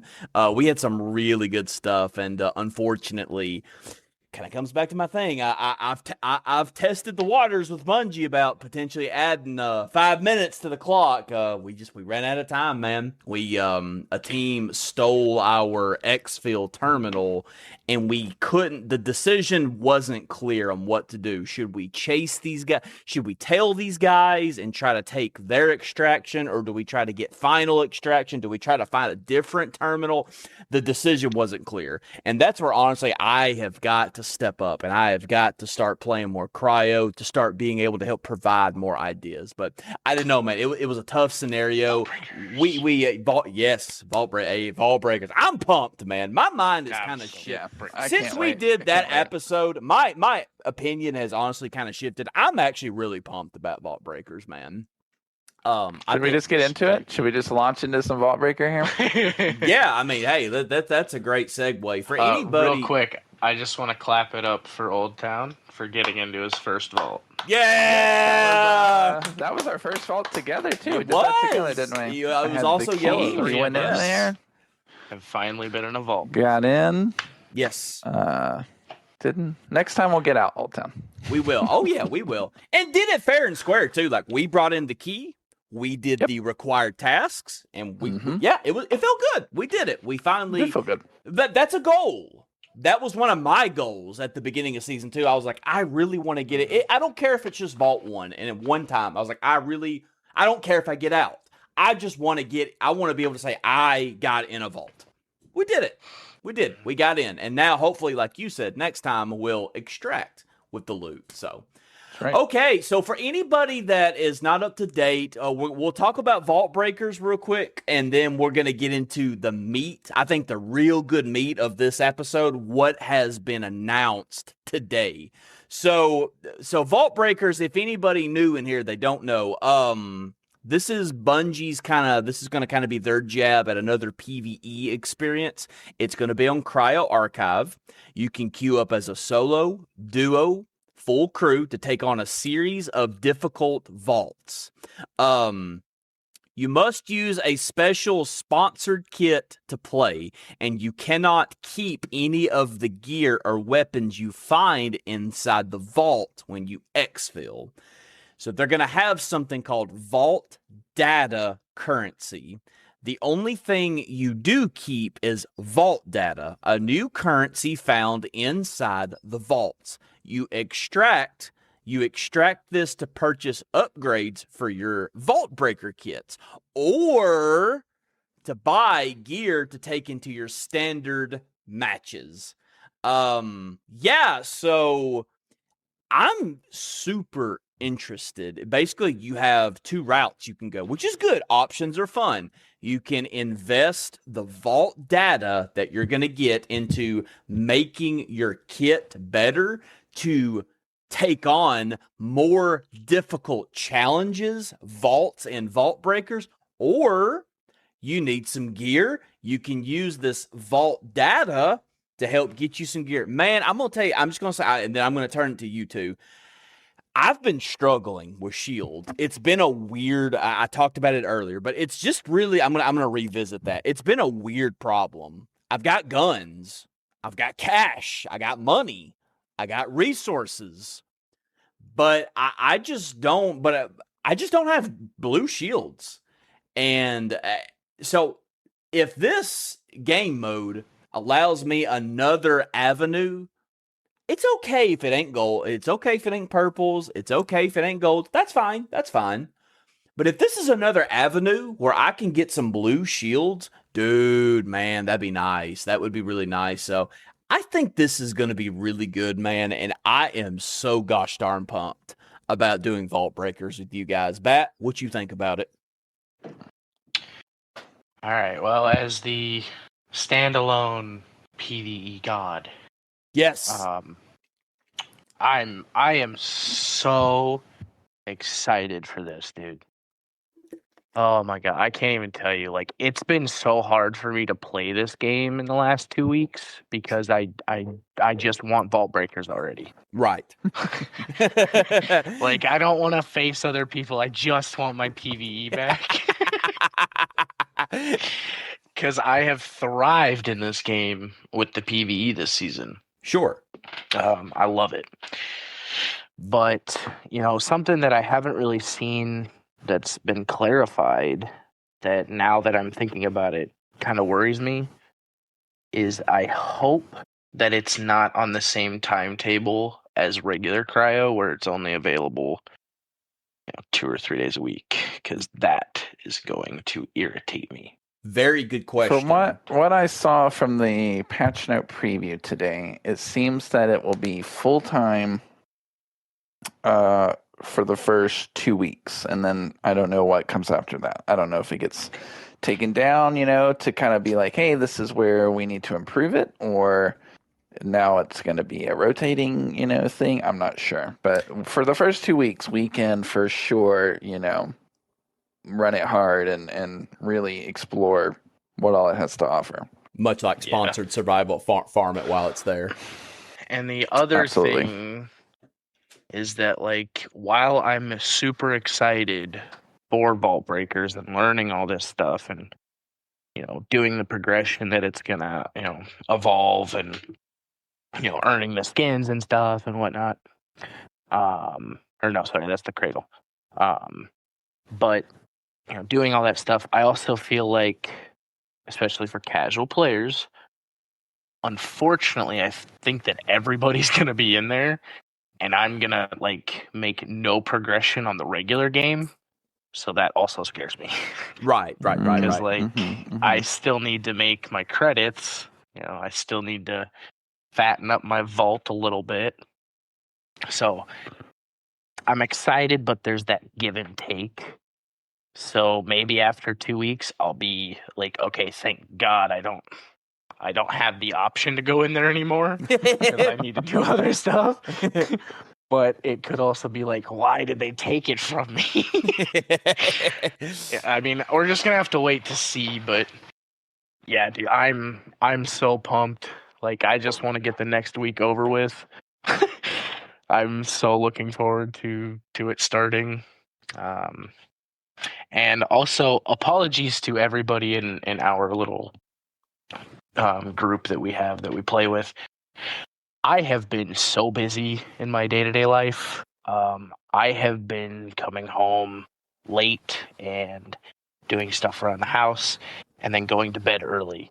So I'm not dead tired the next day. It's just been a reoccurring thing. I'm hoping that once Vault Breakers drops, that will stop. But it's been a rough couple weeks, so hopefully I will start playing more. But, yeah, I hope that turns around a little bit for you. Yeah, because it's been rough. But, and that's why I think a lot of people can relate to us, man. Like, that's what we can bring to the table. Like, yeah, I mean, we have I mean, it's kind of been me too, man. Like, this has been a busy week. Even on my side, we got a lot going on right now. A lot of things are going on. There was even a point today I was concerned, like, can I make it to the podcast tonight? Like, it's been wild here too, and I think a lot of people can relate to us because, like, hey, we are the grinders. We got mouths to feed. We got bills to pay, mouths to feed, places to be, things to do, obligations to meet. So yeah, our time with games is precious. I felt so bad when you guys said that you've been needing a third because I've been sleeping. Yeah, hopefully I will start being able to play a little bit more, but you know, I do have other obligations I got to take care of, so just bear with me and I'll be there. Yo, I promise you, man. May not be today, may not be tomorrow, but I'll be there. He'll come back around. And hey, everybody, I say this, like, hey, by the time you all fine listeners will be listening to this episode, it will be Friday. So you can think of this podcast episode as Christmas Eve before this mid-season patch. It's Christmas Eve. Clap it up for Christmas Eve, baby. Christmas Eve. Let's go. And real quick, speaking of the podcast, I just want to give a quick shout out because I don't know if you've mentioned it. We officially hit 750 downloads. Oh, yes. That's crazy. Let's go. We got to clap that up. 12 episodes. Let's go. Right now. That's nuts. For anybody. Thank you to the little cult that we have growing. It's really cool to get those updates from Oldtown just randomly, kind of. So yeah, just stick around with us if you like. Yeah, if you don't mind, really I'd like to throw something in there. I really appreciate, Oldtown, how transparent you are with the podcast. Again, I'm someone that, podcasts are my go-to. They're my wind down. They're my, hey, I need some me time. I have some audio processing issues in life, so putting in some noise canceling, AirPods or whatever it might be, and listening to a podcast is like, it's been my go-to for years. And you don't get a lot of that transparency on the other end with most podcasts out there, right? It's hey, we don't really talk about our download numbers. Hey, we don't really talk about how the podcast is, made. We don't really want you to see that side. We just want you to see the finished product and the here's this hour of content. And that's what you get. So, hey, kudos to you for really kind of showing, like, this is what goes into it. This is where we're at. I'm a family guy. I've got these other responsibilities, and the podcast is this passion project, and I want that to be something the whole community kind of feels a little bit of investment in, and yeah, I really, really appreciate that. Yeah, man. Thank you so much. That means a lot to me. Yeah, I do. Yeah, I do. I don't mind being transparent. I feel like that people a lot more so than not people appreciate that. Like I don't care to share like yeah, yo, we got the podcast reached 750 downloads. That's nothing to some people. To me, that's everything, dude. I never thought back in April, dude, we would get to a point where where 700, well, not 750 people, but this podcast has hit 750 downloads and we're on our way to 1K, man. Like, that's awesome. I don't never mind sharing, like, hey, yeah, I got billed today. We got 6 hours to play with. Yeah. It's like minutes on the phone, baby. Like, I'm running out of minutes, guys. Gotta get to that night and weekend time. Yeah. So, yeah. But hey, I've never heard nobody has said that to me. So I do appreciate that feedback. I really genuinely do. All right. Well, man, all great stuff. Good grief, all great stuff. So today, Bungie, literally breaking news. Bungie has gave us an appetizer to the mid-season preview of what's coming this coming Tuesday, I believe, July 21st. Am I correct, gentlemen? July 21st? Yes, sir. Okay. So I wrote down 9 specific things from that little video that they shared us. So I don't know if you guys caught some of these things. So number 1, I noticed a bubble shield nerf. Mm-hmm. I noticed a quality of life improvement. Here's what we're gonna do. I'm gonna name all of them, and then let's start talking about them. I noticed a bubble shield nerf. I noticed a quality of life improvement where you can now equip a sponsored kit with like the push of a button instead of having to go back into the vendor and re-equip it. That's a really great quality of life change. I got excited when I saw that, and that ain't much, but still, it's a good little improvement. I saw implant icons, very interesting. Looks good. I feel like that's going to be a banger. In time, we're going to learn what those icons mean, and we won't even have to read into it as much. We'll just know, like, hey, this is an implant that increases your melee, or, based off the icon. I kind of chuckle at myself. I noticed an assassin nerf. I noticed an assassin nerf. I noticed the cradle evolution. I noticed thief drone dark sight in Night Marsh. I noticed there's only 2 more. I noticed loadout limited equipment, meaning you can they're finally capping how many grenades, like really putting a hard cap on how many grenades you can bring into a game. This last one, obviously the very last one is Vault Breakers. We've talked about that. So number 8 on my list, this one surprised me. I noticed it's coming back, boys. I noticed a WSTR buff. There at the end of that video, I guess we'll start right there. At the end of that video, it was a clip of somebody running up on another runner with a purple shield, and they had an LMG with an active shield protecting them. The waster dropped them. Yep, 2 hit. The waster 2 hit them. According to the patch note previews, the WSTR will now be a 2-meter 2-hit kill on purple shields, no attachments. And a 4-meter on max range attach. It's coming back. Okay. So full attachments within 4 meters, you can now double top a purple shield. That dude, it's coming back. When Vandals get their hand on that thing, it's gonna be. I mean, you're gonna have to hit your shots with that Magnum. That's for sure. We need that training range, baby. We got to get our aim down pat because this SMG ain't doing jack. Wait, what's that gun called that they tried? What's that silent SMG called? What's KKV. that? KKV, what you got to say about that? Yeah, this ain't doing anything, bro. They just looking at me and I'm dead.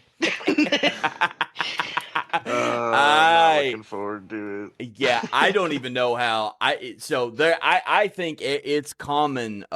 Everybody's on the same page. This has not been confirmed, I don't think, by Bungie, but I think we all know deep down a Mizzy nerf is coming. But it's so interesting. Absolutely. But they're about to buff the Waster. So, I if you don't mind me interjecting here, I'm wondering if it's going to be hey, the Mizzy and the battle pistol are not in line with everything else. So we're gonna bring those down a tad, but what we're gonna try to do is bring some other things up a tad, right? We're gonna kind of meet in the middle. I think Bungie really learned their lesson early on in Destiny 1, especially Destiny 2, where it was like if you nerf something into the ground, people are just gonna drop whole segments of your game. They're just going to rage, they're gonna all these things. So instead we're gonna, hey, let's elevate, let's bring the floor up and not just, I mean, I don't know if you guys played back in the DS1 era, but do you remember like fusion rifles just getting absolutely demolished there for a bit? And like, I mean, it just doesn't feel good, right? Especially in a game like Destiny where, hey, maybe you really worked hard to get that exotic, hand cannon, right? And then the next patch comes out and that said hand cannon is now nerfed to the point where it just might as well sit in your vault. Like, that's not fun. So I'm really hoping it's more of this case that we're going to get the patch notes next week and we're all just going to be a little blown away with like, oh, everything is getting touched. Bungie is really on the board here, dialing in numbers, and that's what I'm really optimistic for right now. Go ahead, Matt. I actually think Overwatch could take a note from Marathon, because they'll take a character and they'll just nerf him to the ground. You'll never see that character again until they get buff. Agreed. Yep. And then whenever the new character comes out, they're always overpowered because gotta make that money. Yeah, it's Malga. Oh my gosh. Freaking Malga, dude. Oh Jesus. Yeah, those were the things I caught as well. Oldtown. Just to get back to your list, the bubble nerf shirt nerf. I'm not sure about the invis. I don't know if that's maybe a tweak. Like, hey, we're not nerfing assassin invis, but you got to be a bit more careful with like how you use it. Might be coming out. Some people in the comments kind of spotted like, well, he was walking through water, he had bright light on him, so now is it more of a shroud? Like, hey, you're in shadow, you're still this, but you're in bright light. Now you're a little bit more visible. Like, maybe that's the way we're going with it. I think it's any time that they're going to be in water. Water? That would be interesting. Yeah. That would be interesting. Think about Dire Marsh. Yeah, you ain't going to be walking anywhere in Viz. I cannot wait if that's the way that it works, because Assassin's going to get some payback. So I can't wait. I think the answer is actually bad for me, great for y'all. I think the reality is even worse. I'll tell you what I noticed about that assassin nerf. It looked like to me you can no longer sprint with active cloak. Ooh, and you can only, okay, for example, Rook. When Rook uses his IMUSC, whatever that power is called, he can't run. He can't sprint. He has to. Does that make sense? Like, he has to go at regular speed. Yes. That would also be detrimental to an assassin. That's what I think I noticed. I don't think, and that if my assessment is correct, and assassin can come this patch can no longer sprint with active camo. That's a big hit. That's a big hit to assassin. That's so smart on Bungie. You know what would even be a bigger brain move with that is introduce this. You want to invis, you got to be walking speed, right? You're sprinting, it's losing. But Oldtown, we know you love your invis, so we're gonna help you out a little bit. Here's a gold core that if you have it equipped, you can sprint. But now everyone in the lobby sees you sprinting invised and says, that guy's got a gold core. Yeah, I think you hit the nail on the head. It does seem like that's the direction they're going. I think they're about to nerf Assassin. I could misread it. I could not be looking at the video correctly. We will see July 21st, but I think an Assassin nerf is coming. And obviously he is who I've mained this season. Good job. I'll clap it up. Like, I'm cool. I really am cool with this. Because I genuinely love all of the runner shells.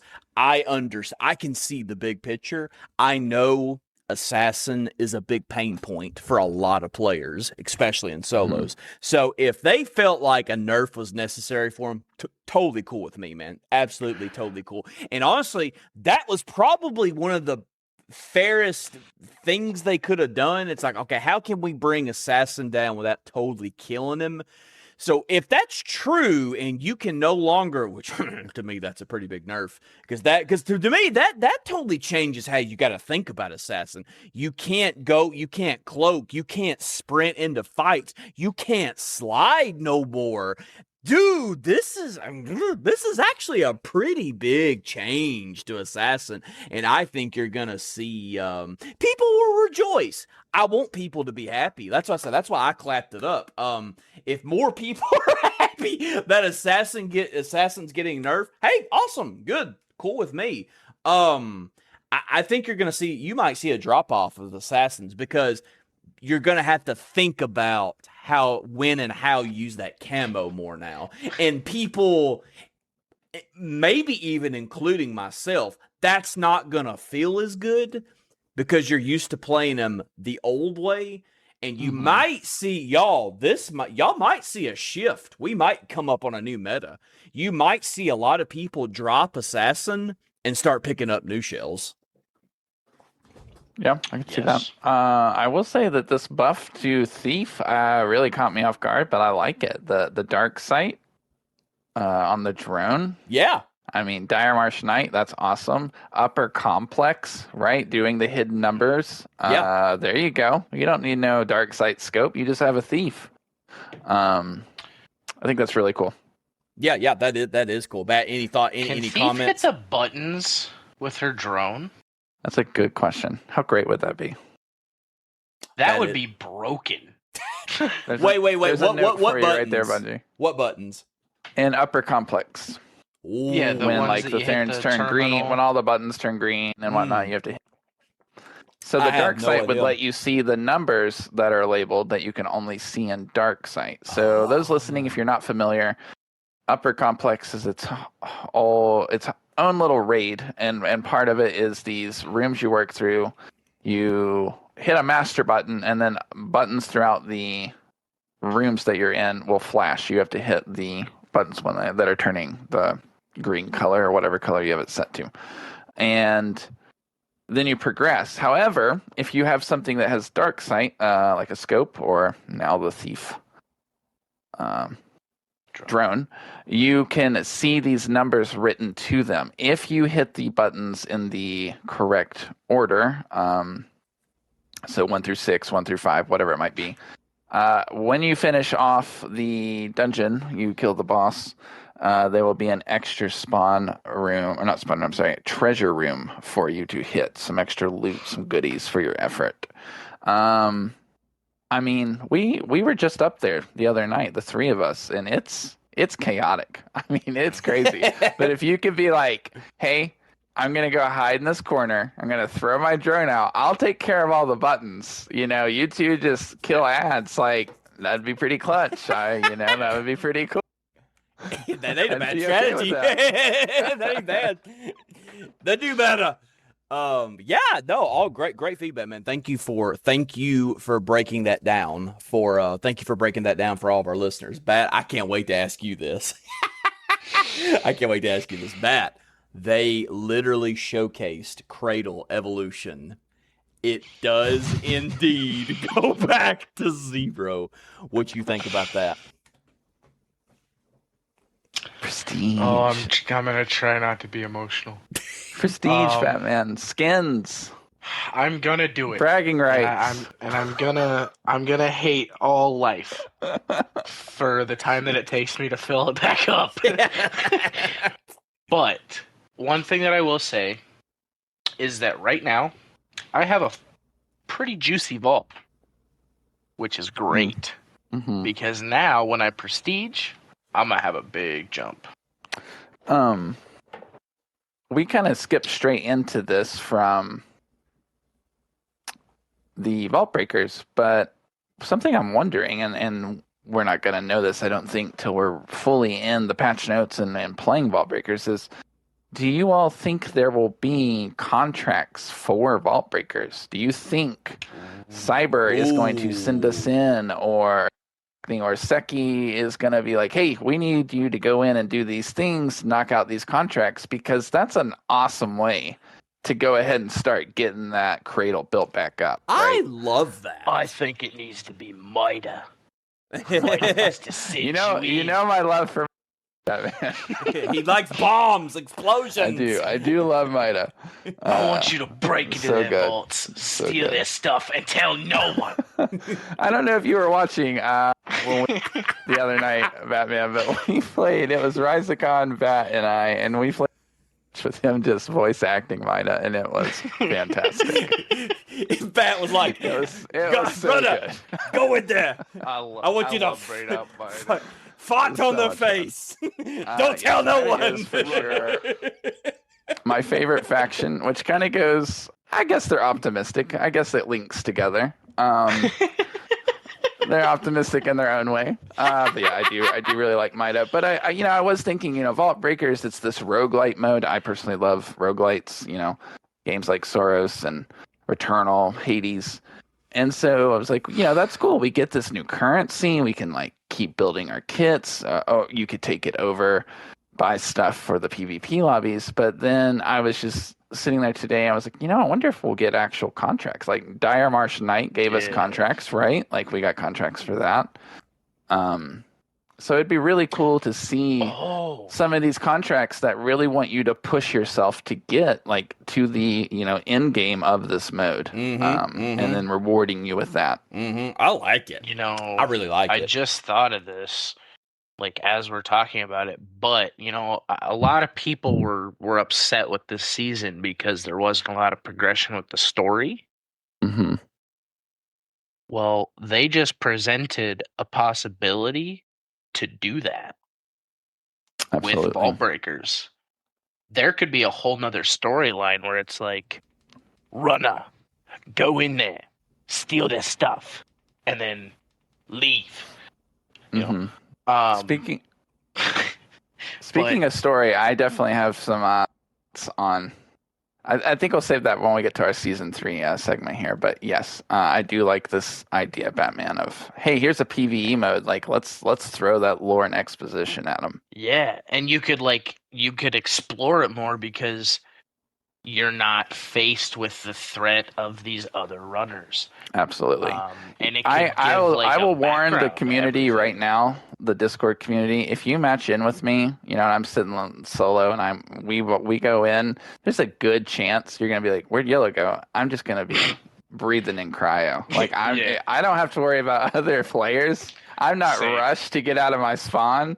I'm just going to be like, all right, let's see what this map's really got, Oh, this is really cool. I like this design. So you might want to wait till the third or fourth day to link up with Yellow when I'm actually all right, yeah, let's go play the objective. I've seen all the pretty things now. No, I'll be right there with you because one of the things that I'm looking forward to the most is learning the map. I want to learn where all the secret spots are, where I can run away and hide, or this is a good place to push. Peak lines, where can we get a peak that someone might not expect? Your sight lines you don't understand. Where exfils are most likely, your best exfil routes, all that stuff. I mean, I do love cryo. I love the chaotic energy of it. I love the pressure when you load in of all right, we got to be on it. But it will be really nice to kind of slow down a little bit for this mode. Because I feel like what you guys are describing, I feel like that's our biggest hurdle right now with cryo. We just us three in here talking right now, we just don't know the map very good, and that's our biggest struggle. We don't know how to navigate it. in high intensity situations when we're trying to get out. And my hope is that Vault Breakers really helps us out in this department. Because, I mean, I felt it in the sponsored survival mode, both with Dire and Perimeter. Like, I don't know if you've noticed, but I feel slightly more comfortable on Dire now, even during the day. Agreed. I'm not as scared to go in. Like, I've learned a lot of places that I didn't know before. It's just that repetition and having the time to really soak it in, for sure. Yeah. Dire Marsh has not been nowhere near, and I'm happy to say this, Dire Marsh has not been nowhere near as bad in season 2 as it was in season 1. Yeah, nowhere near. Nowhere near. So, kind of going back to the cradle. I am excited to do it. I'm gonna hate seeing all my colors go away because it's just beautiful the way it is right now, and I love looking at it. It's so cool. Do you mind if I ask, Old Town, where are you at on your cradle? Yeah, I'm at like level 67 right now on my halfway to 68. So I am closing in on the end. You are closing in. That's impressive. Nice job. Just get ready for that 210,000 XP on that little 69. Oh, Hey! I'm going to interrupt for a minute. We did not talk. Hey, they did. I think they announced they are reverting the 25% nerf.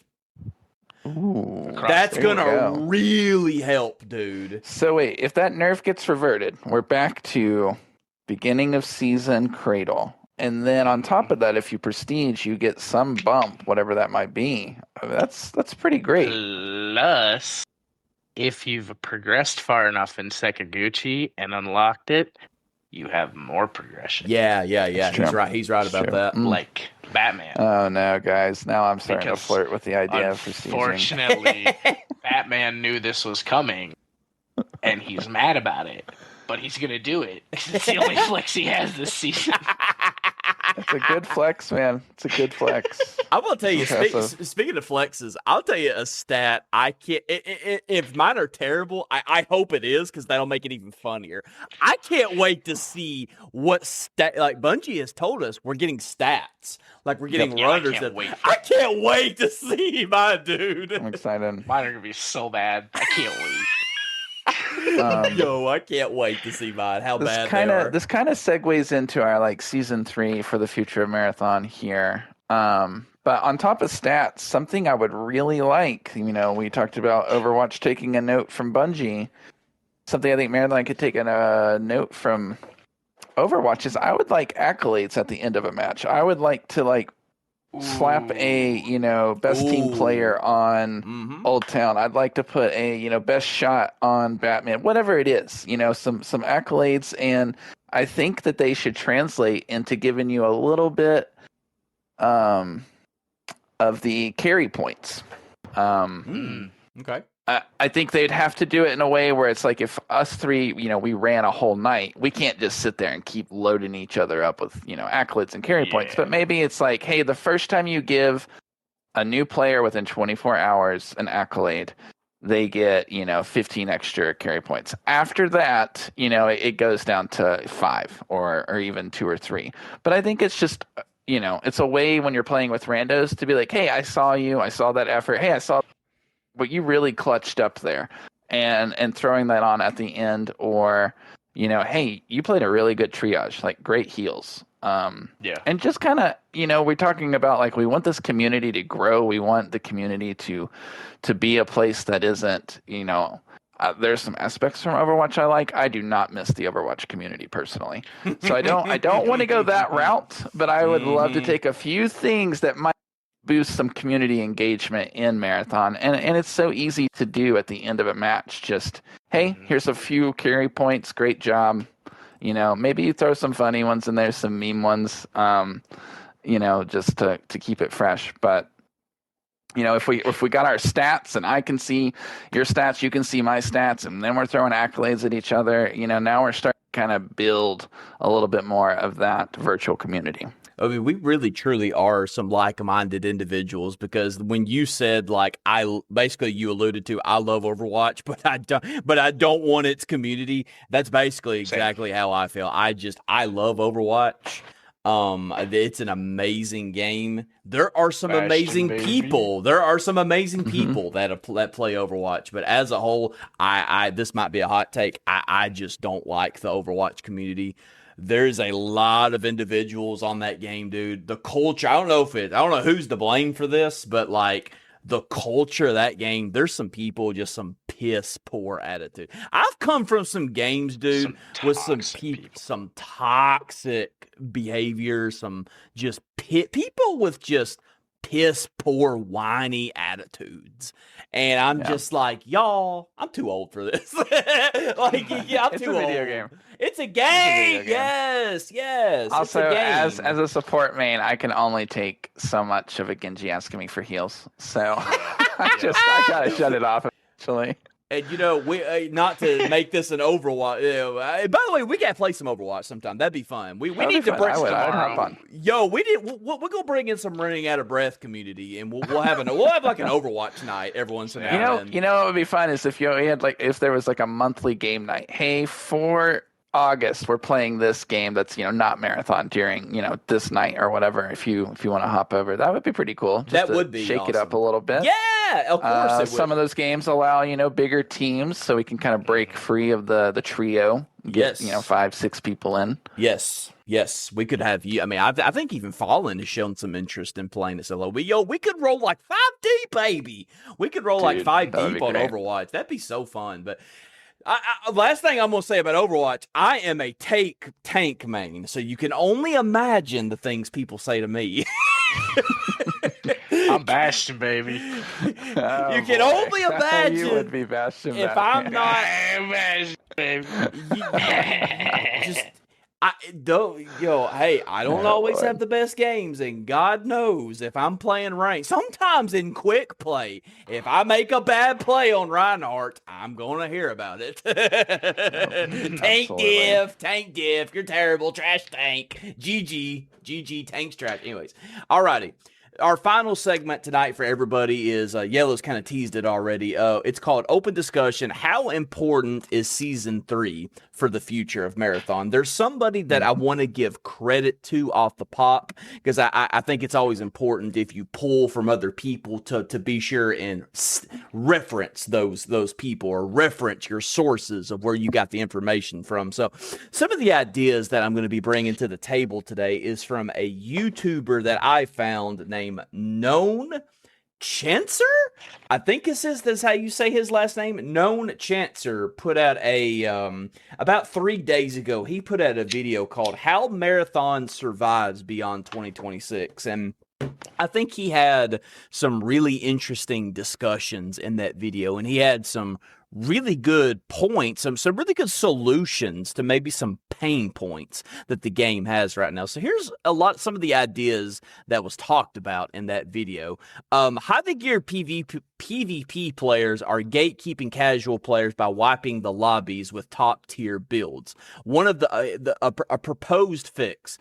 Loot, and he's not the only one I've heard. I've heard a couple of other content creators say something along the lines of loot value graded matchmaking system. If you queue up with a cheap budget kit, you should be placed in lobbies with other budget players. If you load in with gold tier gear, you get thrown in with alpha predators. Let's just hone in on that for a minute. Loot value graded matchmaking system. I've heard other people coin it like shield lock modes. Like if you have a blue shield, you're only gonna go against other people with blue shields. Man, I'm not opposed to this. This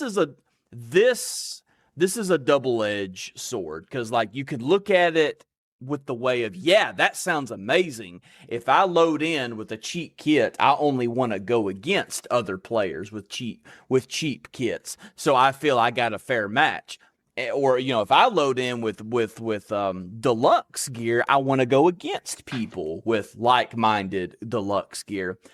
But then there's the other side of the coin, and to most of these solutions, there's always going to be both sides of the coin. The other side of the coin is like, no, that's the thrill I like. I like the thrill of I can go from zero to hero. I can queue in with an Arachne sponsored kit with a Magnum, and if I play my cards right, especially in solos, I can take out somebody. If I get angle, I can take out somebody with a blue, maybe even a purple or a purple shield player, and I can take all their stuff.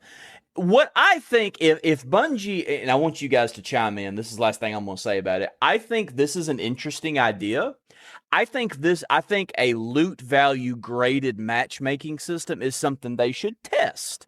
They should have another, they do all these experimental queues. They do all these experimental tests. This is something Bungie, I really think, should play around with and see how people vibe with it. What do you guys think about that? Go ahead.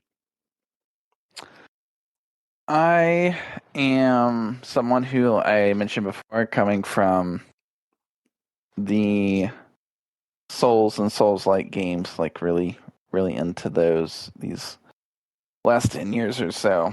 And in Souls games and the Dark Souls games and those like it, you come in weak and you're constantly fighting things stronger than you until you kind of get to end game and you are, hey, I am, a boss in my own right now. I am this kind of alpha predator. And so to kind of equate that to Marathon, I like the thrill of going in, hey, it's our first round of the night.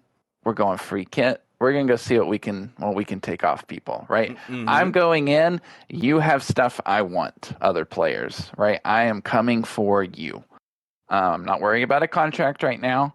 I'm not trying to take out, a commander. I am hunting you down. I like that play personally. I also like the variety of how chaotic multi-team fights get when we all are rocking different kits. We roll in as a trio, the three of us. We're going diet kits, a little mix mash, but we're all rocking blue shields. Hey, here's a team. We got the jump on them. We got 2 blues and a purple shield. Oh, man, third team just pushed in from North Relay. They are rocking full purples. Apparently, there's a random rook here. It's got a green shield on. Mm-hmm. And then we hear a third team on the way. We're not sure what they have right now. Right now, you're in this interesting mix of like, I can pop this guy and then maybe get that last shot off to finish him, but this guy's got full purple and now we're really kind of, having this little dance of what's what. I will say I like this idea for ranked. I think when you go into a ranked match, you should kind of have a tier that you are like, I'm in this tier, I'm rocking this gear, I'm going to be with people in this tier with this gear. I think ranked should always be at the highest point that you are currently at in your Marathon career for that season. Interesting. So when you are climbing up the rank and you're up there with gold, you're fighting gold, right? And you're rocking your gold shields and your gold gear. And then, same with purple, whatever. So I think, there could be a little bit of both worlds are here. Here's the mix mash, here's the pool. You're not sure what you're going to get. And hey, you know what? I'm rested. I'm feeling good. I'm warmed up. Oldtown's here. Batman's here. Let's go do some ranked. Like, let's really put our vault to the test here tonight. And, we're queuing into ranked and we're putting our gear on the line, but we're going to steal some really nice gear too, right? If we pull the W. So interesting feedback. Bat, what you think? I feel very similar to him. One of the things that I think needs to be mentioned, I don't know. I feel like it would be very difficult for them to pull off, if I'm being 100% honest.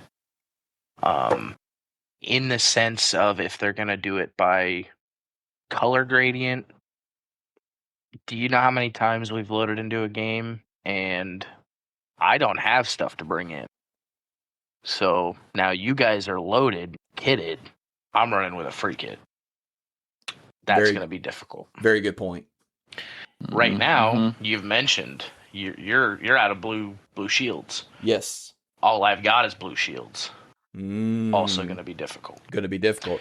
Very good point. But on the other flip side, if they try to do it like with credit based, people are going to find ways to manipulate that to where they're loading in with the cheapest weapons they can find, but the highest quality heals, or they're going to bring in a bubble shield, and they're still going to be in the lower output, but fighting on a higher skill level because of what they brought in. Because of things you both have stated, and you both did a great job of representing both sides of the coin, up the positives and the negatives. I think this is something Bungie should be careful with, and if they want to take the community feedback on a potential loot value graded matchmaking system, I don't think it should fully control the whole game. I think it should be like something like definitely experiment with it first. Experiment with it, see how it's received. If it's received well, make it a rotation. Make it to where it don't become the permanent portion of the game, and it possibly kills the identity of the game. But it's something that comes around every other week or so, and for the people that do like it. I don't know. Hopefully that's a pretty fair take, what I said right there. But that is interesting. Yeah. I mean, I'm interested in trying it. I just don't know what kind of direction they would go with the variety that's posed in the game. I don't know how they would lock that down. Right. So it'd be interesting to see. In this individual's video, he also mentioned a pure PvP mode. Would the game benefit from a pure PvP mode where you can load in and fight other players without the gear fear problem that many casuals experience?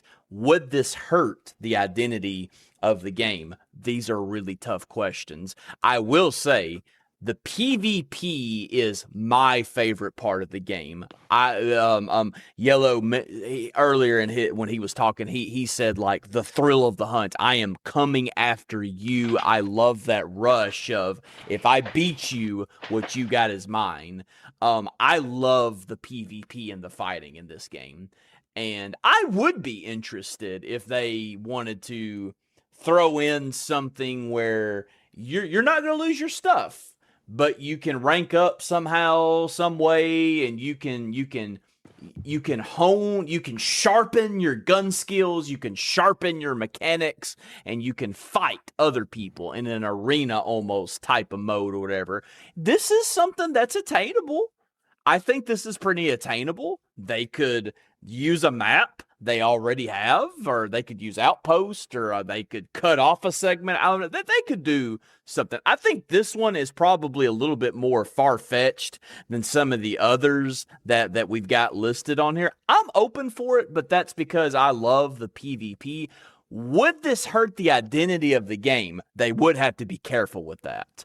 They would have to be careful with like splitting the player base real bad, especially if the number. Hey, if we can find a way to get the numbers up, no harm, no foul. But if the numbers remain, in a rough spot like we are at this current time, they would have to be very careful if they start, toying around that. I think this is also something they should experiment with it.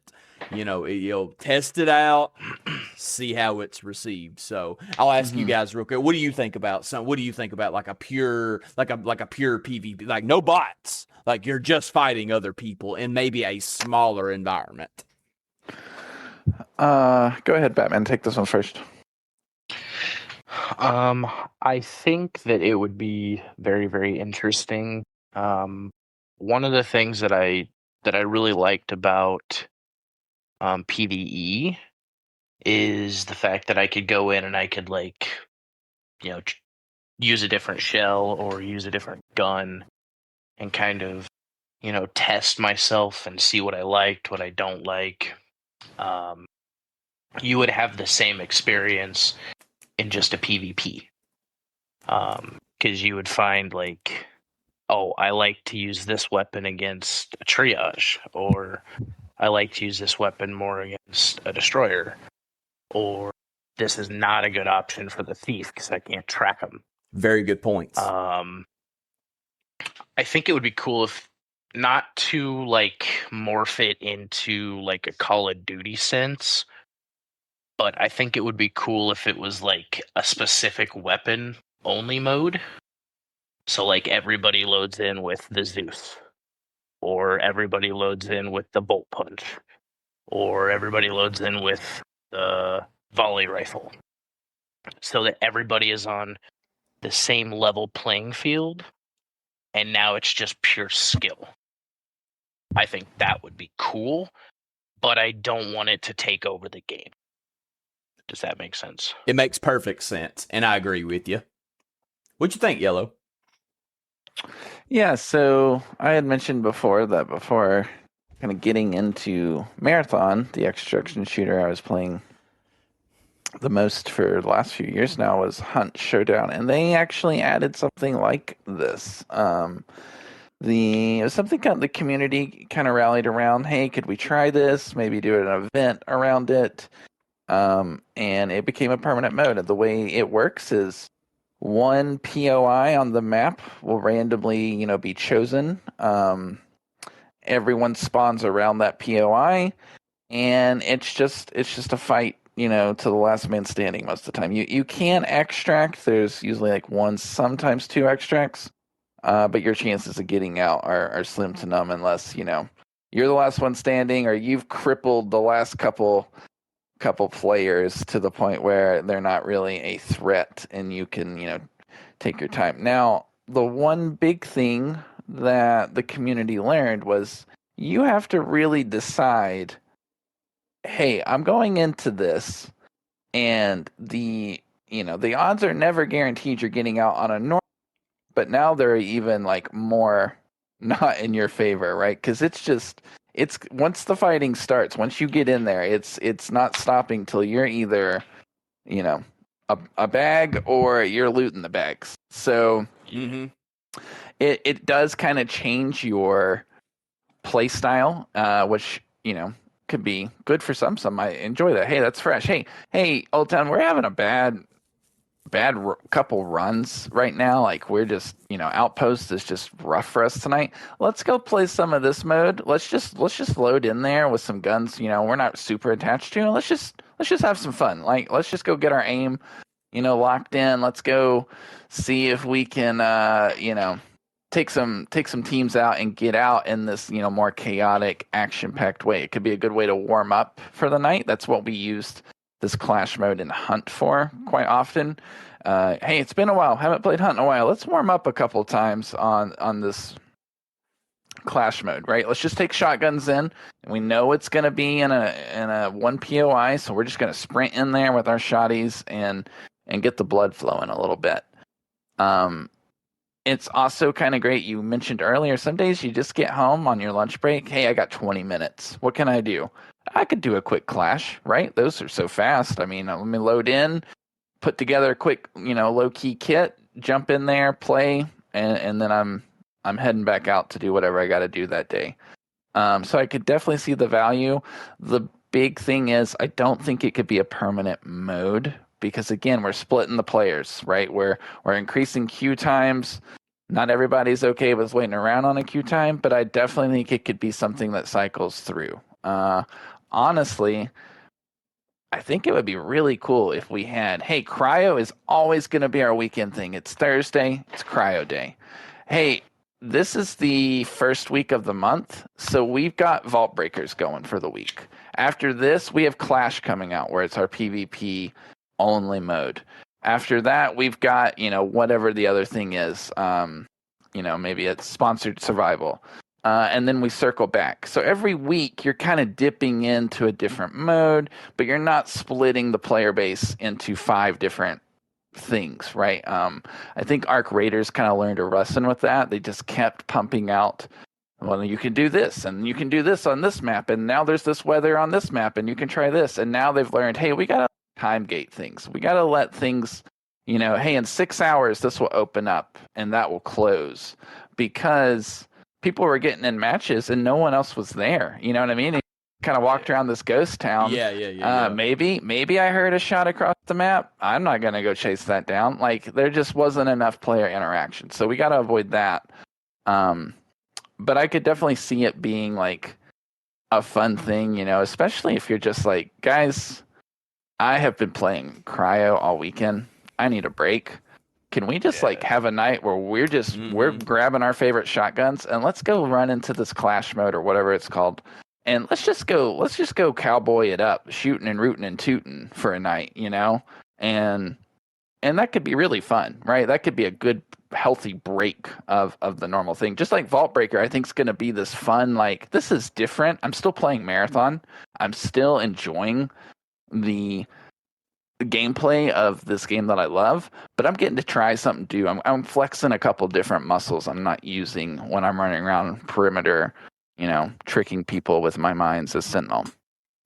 All great feedback. Great breakdown and bringing up multiple. And clearly there, as you stated, clearly there's upsides to that. And I agree with you. I think that they would just have to be careful not split up the player base too much. So I'm going to ask a very broad question here, and it kind of is what I kind of struggle with in my mind. It's kind of what I go back and forth with. So we talk a lot about not wanting to change the identity of the game. And I think a lot of people, especially in our circle, are very passionate about not changing the identity of the game. But here's what I go back and forth about. It's like, okay, we are loving the identity of the game, but the reality is not enough casuals, unfortunately, are enjoying the current identity of the game. Therefore, it's forcing Bungie's hand to get out there and really experiment with things. So, I don't know. Ultimately, when push comes to shove, at the end of the day, I want this game to survive. I want this game to flourish. And whatever they think they got to do, even if it comes at the cost of maybe how I like the game a little bit, but to get more people in here, I'm willing to make that sacrifice. If a pure PvP mode would bring a lot of people in, send it. If a loot value graded system would bring an influx of people in, send it. If making PvE permanent would bring in a whole bunch of more people, send it. I don't know. That's what I go back and forth with. Like obviously us three right now, we wouldn't be here right now if we didn't. We enjoy this. We love the crap out of this game, and we love the identity of this game. But the reality is not enough for whatever again, we talked about the numbers. The numbers don't matter to us. We have to I do think it is important to acknowledge we need players, though. We do need more players to keep this game healthy. And the more players we can get, dude, it's going to make this game so much more fun. I don't want to get too ahead of myself, but I think that's why we're seeing this. I think Bungie really is they got a tall task ahead of them, but it's never too late. I've seen lots of games that people were down on, and Destiny 2. A lot of people forget about that. People were down on Destiny 2 when it first, after a little while when it first came out, and it was player base on it dropped really, really bad. But then Forsaken came out, that big DLC that everybody was asking for and everybody wanted, and it shot the player base up, and it stayed really up for years to come on. I mean, that's where Batman got into the game, was Forsaken. So I'm going to ask you guys another now we're kind of getting into these deep discussions like this. Do you guys think season 3 is a make or break season for Bungie? I mean, some people are saying that. Some people are saying season 3 might be do or die. That this might be the season where this ship sinks or sails. What do you guys think? Do you guys think season 3 is a really big one, like a really big make or break one? Go ahead. Yeah, I'm not sure. I think that's me. That I don't know. I don't know. I don't, I'm not plugged into this industry. I'm not plugged into how the back end of all these businesses work. But two things I will say. Number one, I think the timing is perfect. Early September. If you look just in general at video game release dates this fall, mid-September through late October is packed. I mean, there are some big hitters in the indie kind of genre, in double A genre and the triple A game genre are all kind of releasing because everyone's trying to make sure their product's out there and they get enough kind of breath before Rockstar releases GTA 6 right in November. That's everyone's moving aside. And it makes sense, right? You want your game you worked hard on this game. You know, maybe you don't own the company. Maybe you're just, a dev, but you're still putting your time and energy into this and you want it to really have a fighting chance. So you're not going to go against the behemoth that is GTA. Makes total sense. And I think they were very key on Marathon. Hey, we're going to get in a little bit ahead of all these other releases. We're going to get in way ahead of GTA 6. GTA 6 releases, we see a dip in our players because they're all going to go check that out. That's okay. Like, they have really dug into Season 3.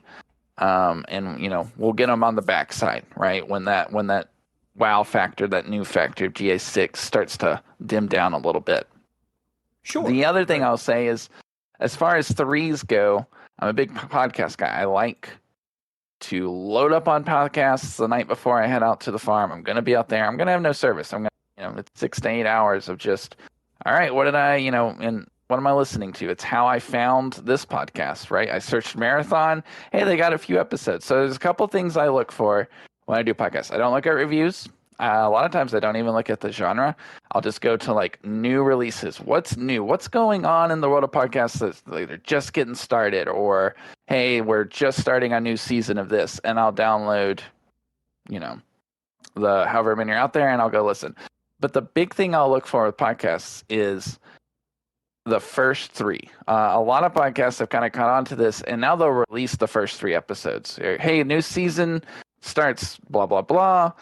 First 3 episodes out that, day 1, then weekly or bi-weekly, whatever their schedule is. Because they know, hey, if you're engaged by the 3rd one, if you've listened to the 3rd one, you're like, hey, I want more. Hey, I'm into this. I'm really enjoying this content.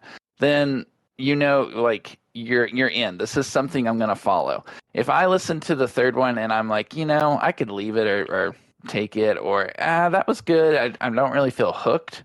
I give it some time. I gave it 3 episodes. That's usually equating, podcast wise to anywhere between 3 to 6 hours.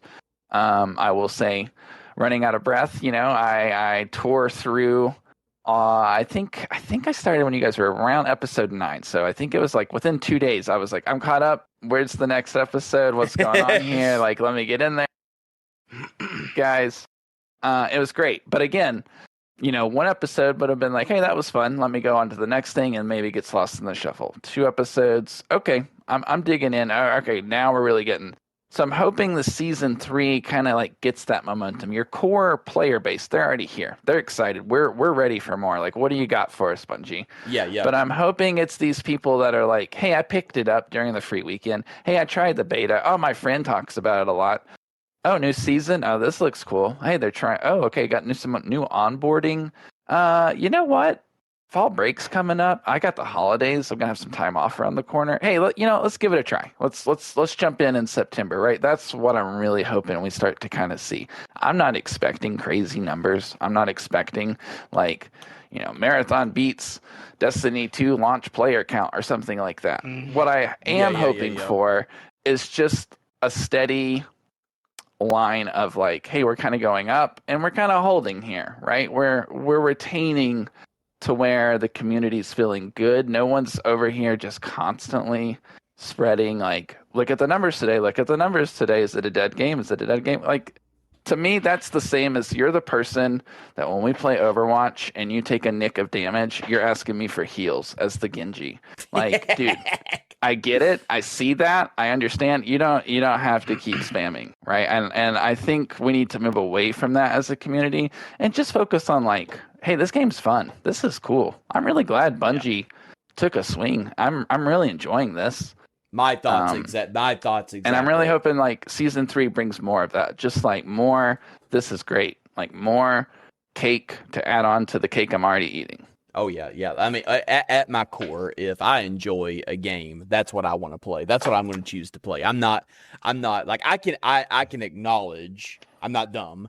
I can acknowledge player counts low. We definitely need to find a way to get more players to keep this game alive and healthy. But even with that being said, I'm still having a great time. I Oldtown South, am having a great time. I'm having fun with this game.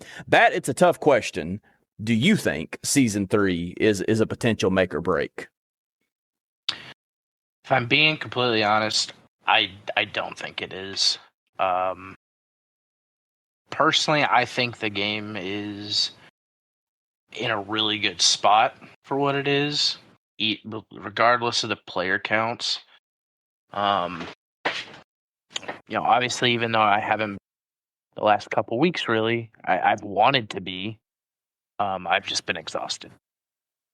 And, I've kind of been preaching this since, kind of the beginning of the podcast, but Bungie is so proactive with Marathon, more than I see other game companies be. The amount of different testing that they do in this game, the amount of different content that they are desperately trying to bring to the community. This new Vault Breakers, I think, is such a huge, I want to say like accommodation to the player base. Like, hey, we see the struggles that you're having, but we want you to experience this. We want you to see the game.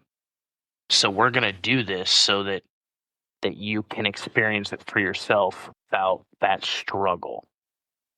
And to be honest with you, I love Bungie for that, because that's my bread and butter. I am a easy game playing guy. I don't do hard mode. I don't do veteran. I've never been good at that type of stuff. And the way that they go about things, I think, is really good. But I've also heard some of the things, that are hopefully coming in season 3. They're going to have more of the story coming out. They're going to have different contracts. With the fact that they just did a meta shift this season, I'm excited to see what the next one's going to. I don't know if they'll keep the cradle or if that's just going to be something in this season. Either way, I'm okay. Right. I would love to see a new map. Don't know if that'll come. Maybe a new enemy type. There's so many things that they can bring to the table with season 3. And I think a lot of people are going to see it and they're going to say, oh, okay, this is what we're doing. This is the direction they're going. I'm here for it. Right. One of the best parts about Marathon to me is the art style. I love it. One of the reasons that I played a lot of Borderlands games is because the art style was so unique. And I think, Marathon knocked out of the park. It's so different. It's clean. Everything moves so well. And for the long haul, I mean, I'm here. I'm going to be here. I'm going to play it. I'm going to love it. Do I have moments where I'm like, okay, this sucks? Yeah. We all do. Does. Everybody does. But as a whole, this game is just, I can't express it enough. If you haven't tried it, because it's so good. There are parts of it that are difficult to learn at the beginning, but once you learn them, it's a second nature. And it's like that with every game. You just got to give it a chance. And once you do, I think you'll be surprised. I've seen a lot of Destiny 2 players coming over and trying Marathon, and they're like, I don't know what I was mad about. This game's great. Yeah. I've been seeing it a lot lately, which is such a good feeling. Yeah, I'm super excited about everything that's on the way. But personally, I don't think it's going to be a make or break. I think it's just going to be the next season, and I'm going to love every season that comes. Love it, man. Great feedback. We are going for about almost now 2 hours and 15 minutes. Y'all, I'm going to keep it real. Your boy Oldtown's wearing down. I'm tired, Jill. I'm tired. I'm tired, boss. What do we got left here, Oldtown? What do we got to hit? I'm tired, boss. Dead, so yes. I don't have notes anymore. I think we had a little more of the notes here. We just about got to the end of it. I will say a shooting range, and I wrote yes, please. Yes. I see no downside to a shooting range. Absolutely agree. Let people play with weapons. Let people see what feels good. Have all the attachments available. Let people find like, ooh, I never really thought of this, or I've never really played with this combo of attachments. That's just a no-brainer. Yeah, that's a no-brainer. Even if it just sits there and nobody uses it, I mean, it can't be taking up that much space. It can't be. I agree. I wholeheartedly agree. This is something like we talk about. Okay, what's realistic, right? Like, what's something that actually attainable? A shooting range. Yeah. Yes. Send it, Bungie. Yeah. Like, and I didn't mean it like that to come off bad. Like, yes, like I want that, but I want that, Bungie. Like, that would be a very pleasant addition to the game. That's a way we could get warmed up. We could get dialed in. We've talked about the PvP mode, like that way getting dialed in, but like, yo, just give us a shooting range. That could be a way where we can test out some guns, just kind of get locked in and get ready for runs. I personally would eat it up. It would even help me, like some nights, like I get on and I go into the shooting range and I'm like, oh, my aim is trash tonight. I'm going to go do PvE because I ain't facing nobody. Or like, I am locked in. There is nobody going to mess with me tonight. I'm going into ranked. Right. You know? It was talked about a lore accurate social space.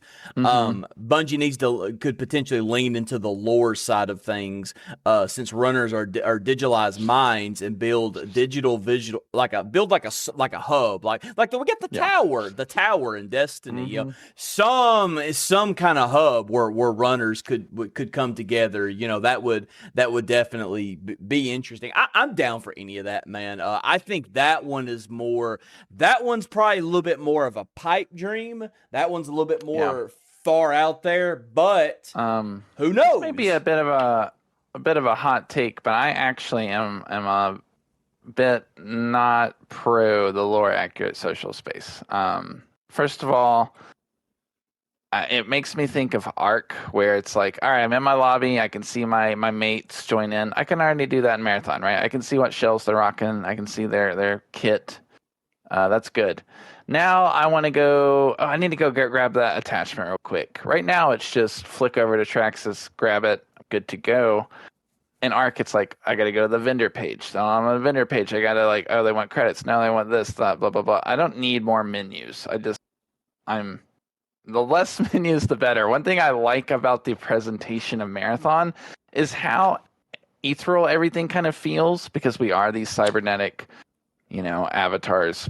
But also how clean everything feels, right? It's like Destiny. Destiny had amazing splash pages when you got to your like login screen, right? It just felt clean. It wasn't cluttered. There wasn't, hey, you need to go to this menu and then click on this menu and then talk to this person. Now you need to back out of these menus and go craft the thing you just bought. There wasn't none of that. It was just a very clean, you log in. I don't know if we really need a whole social thing like the tower.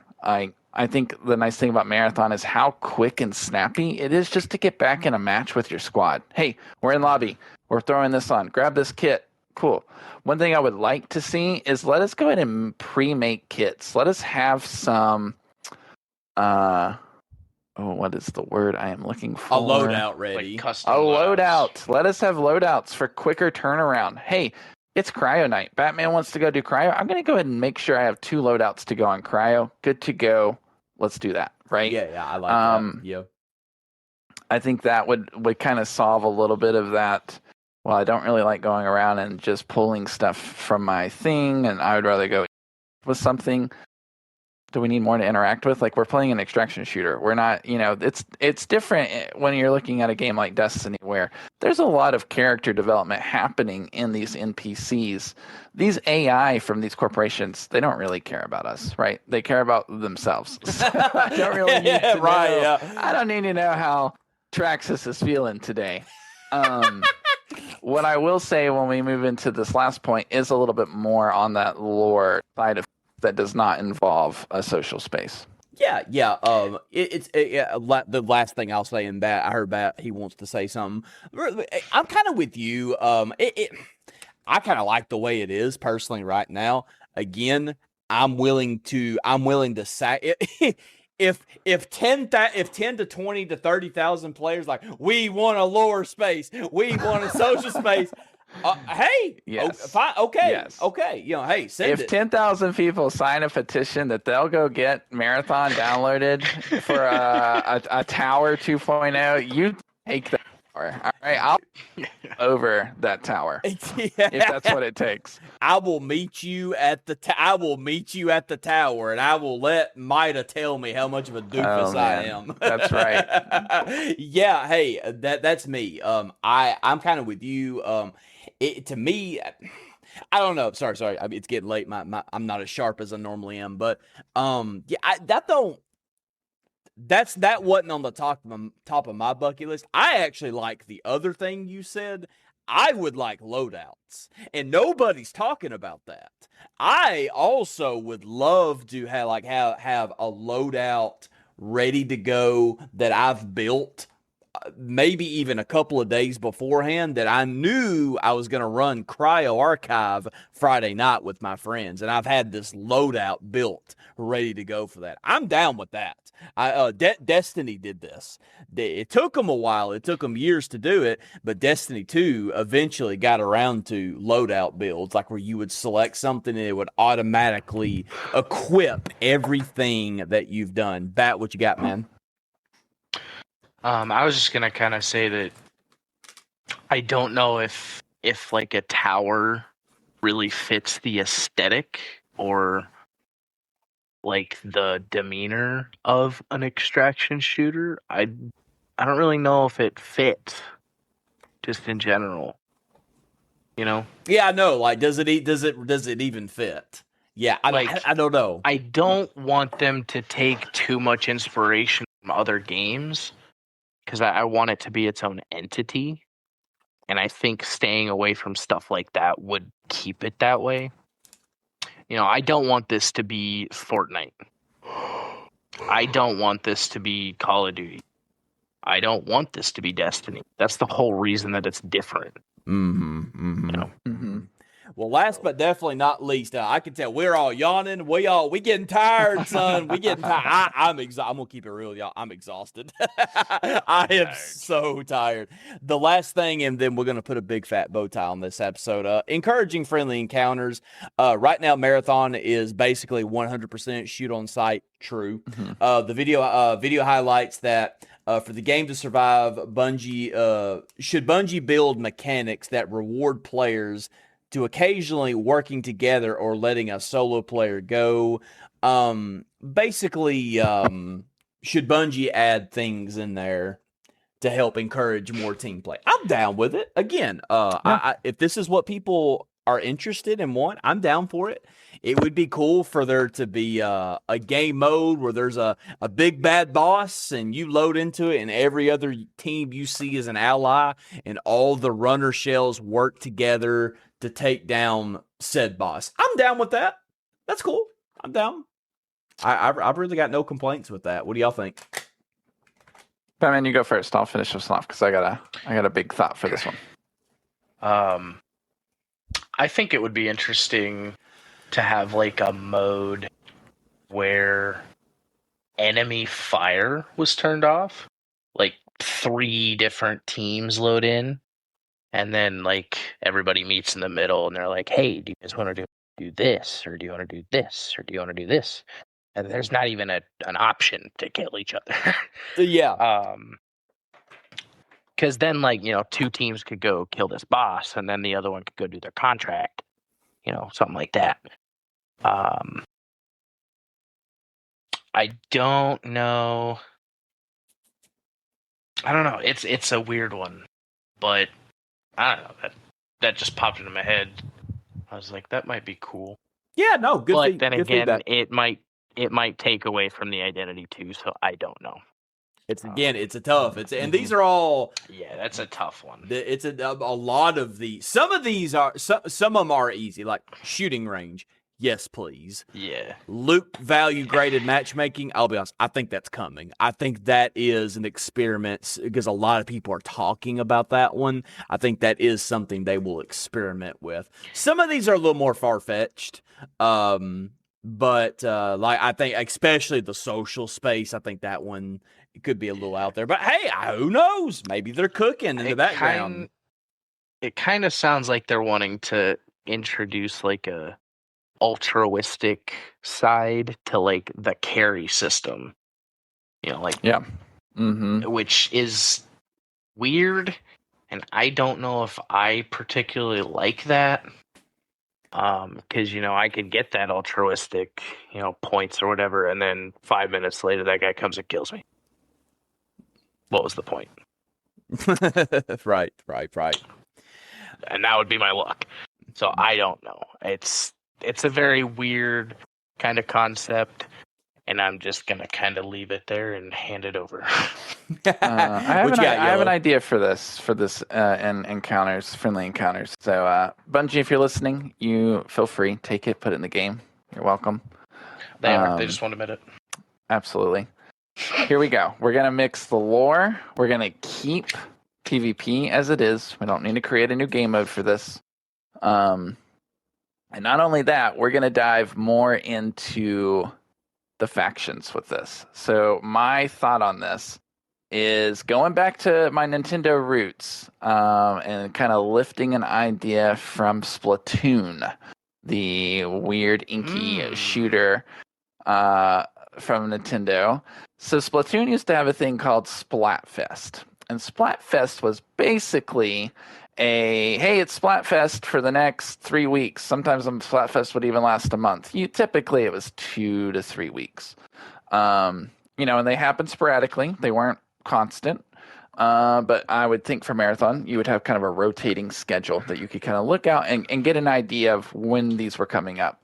Basically, during this time, Marathon calls it whatever they decide to call it, is 2 of the factions are against one another. Traxxas is done with Mida, and Traxxas just kind of puts out a thing for runners. All runners who side with Traxxas, and take out Mida runners, aligned runners, get these, rewards, whatever it might be. Maybe you get extra Cradle XP. Maybe you get extra account XP. Maybe you get extra carry points, however they want to do it.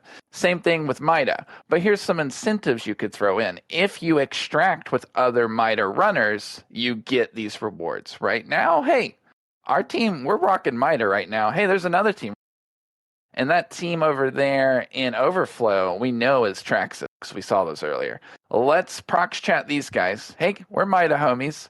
Let's go take out these Traxxas guys. We'll loot them. We'll head out together. We all get extra goodies, right? Working together. We're still within the lore of the game, right? We're just picking between, hey, another faction war coming up. I think I'm going to go, Nucleoric, because I really could use some more Nucleoric XP. I'm trying to unlock all their tree.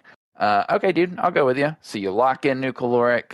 That's who you're with, that faction war, and you're going against Seki, right? And you just kind of build it that way. So you don't have to work with your other Nucleoric people, but it kind of incentivizes you to, like, during this time, hey, work with Nucleoric, take out the other guy.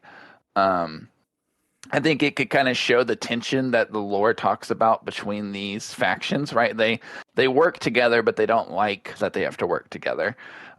you could kind of dive more into some of their ideals. Seki, is maybe, hey, you're working with other Seki guys. We're going to give you more shields to protect these precious shells that you have. So, hey, did you see that? Like, if you get to the end of Seki's thing, this faction war, like you get a guaranteed gold shield. Like, I'm all on that, So I'm gonna grab that. Or maybe Arcane's like, hey, I'm gonna give you gold mod of your choice for a weapon of your choice because I want you to go out there and kill more shells. So you could kind of dive more into what each faction kind of represents, and then just kind of have these, again, 2 or 3 week periods where faction wars coming up, and it could honestly be fun, like in minor communities, like our Discord, for instance. Old Town throws out, hey guys, Bungie just the next faction war. Who's everybody going with? And then we're all in. Dude, I'm going Cyber Acme this time. Or hey, I'm going, this, and then you're building conversation. You're building a little bit of community. Faction war ends. We all go back to normal. We're back to our neutral shells, neutral runners. And then we're already kind of talking about, I wonder what next faction war is going to be. What are the 2 they're going to select, right? Like, who are we going up against? That sounds real. I don't know about you, Bat. That sounds really fun to me. Yeah. I'm all about a faction war and however they wanted to shape that. That sounds fun, dude. Hey, I'm for it. Again, Bungie, take it, Bungie. Just throw my YellowOptimist. Throw it in the credits. I don't need revenue or anything. No revenue. I just want my name. I want my name in the credits of a AAA video game. That's a good enough. That's awesome. Well, Yellow, it is great. It was great, man. We have literally freeballed and we have talked, can you believe, for 2 hours and 30 minutes. Woo! 2 hours and 30 minutes we have sit here and freeballed and talked. It was great having you on the show. I love what we're building, man. I love how we're taking listeners and fans of the show, and by God, we're bringing them live into the war room with us. We're bringing them into the podcast, and everybody we've brought on has been a banger. You did not disappoint. I knew you wouldn't disappoint. Matter of fact, you came in guns loaded. There was a couple of points where I just kind of flipped my mic up, and I'm like, hey, he's got it.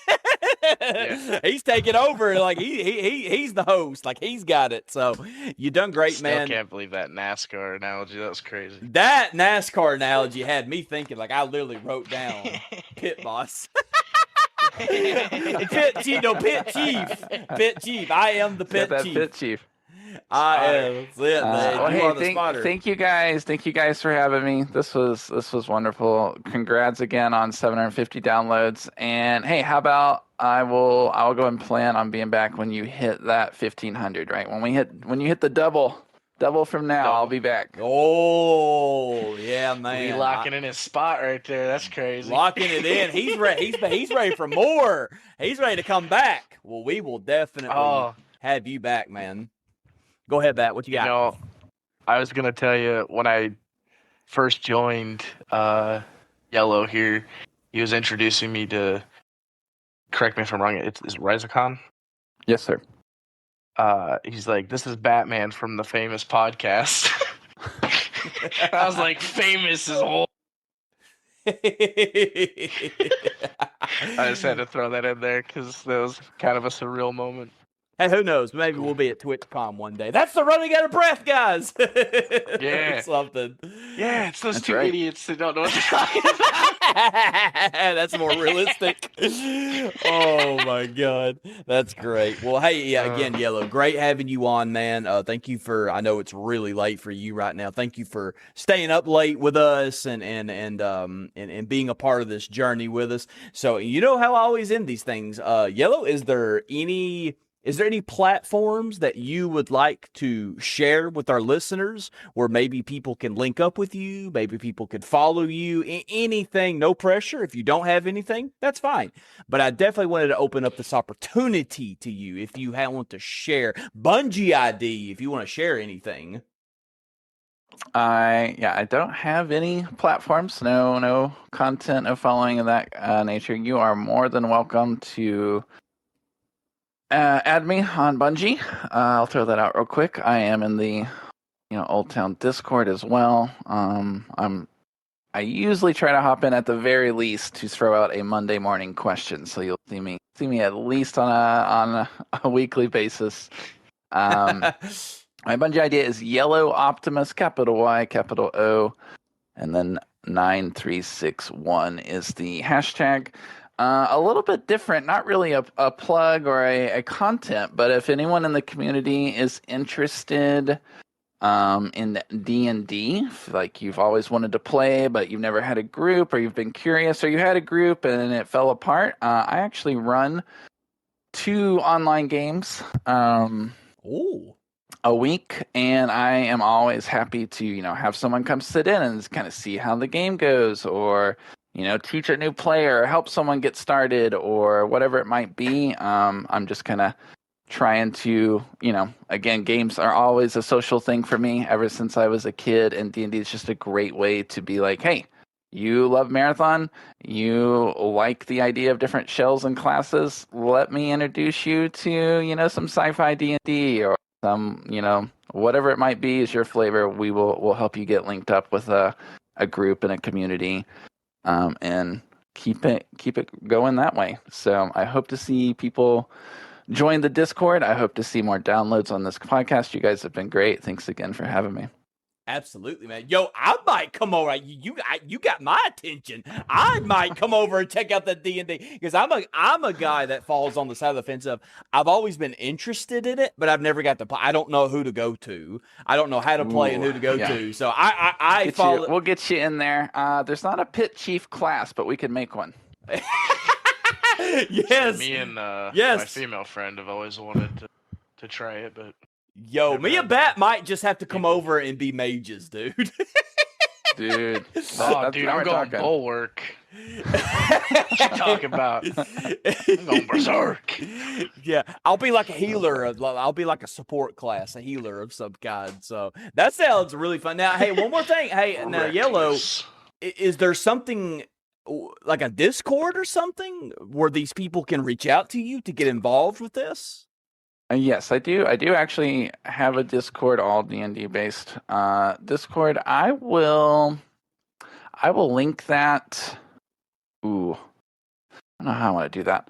I might message you later this weekend, and maybe we'll throw a link in the current Discord community there. So, people already in the Discord or getting into the podcast, join the Discord and then decide, hey, this is a cool spot. Let's go try this out. Then they can hop on over. So we might do it that way. Okay. Yeah. We'll see what we can get going with that right there. So awesome. Batman, my man, the guy that's been here, the guy that's been here since the beginning. Where can people find you, man? As always, you can find me over on Twitch.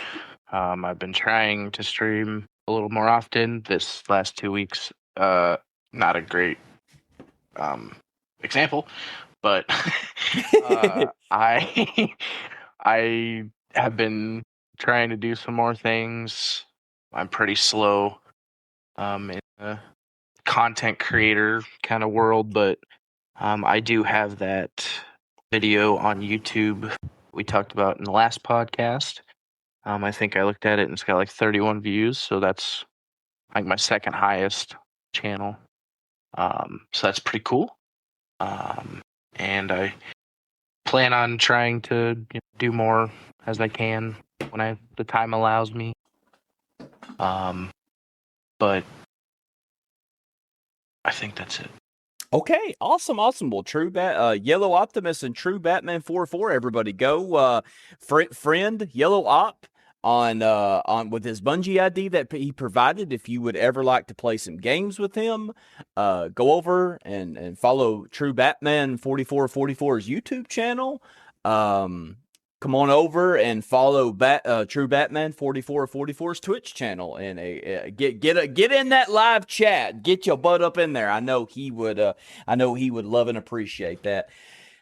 Well, as always, everybody, thank you everybody for being here. I'm your host, Old old_town south, and you can find me over on Twitch, old_town south. I typically, not every Friday, I finally broke the streak. I didn't get to go live last Friday, but I'm gonna try to fix that tomorrow. Gonna try to fix that, or technically today. Lord have mercy. Technically now, today we're in Friday now. This is crazy, but yeah. Be watching out for my live streams. I would love to see our listener appear in my live chat. I love it. I love to see that. Love it.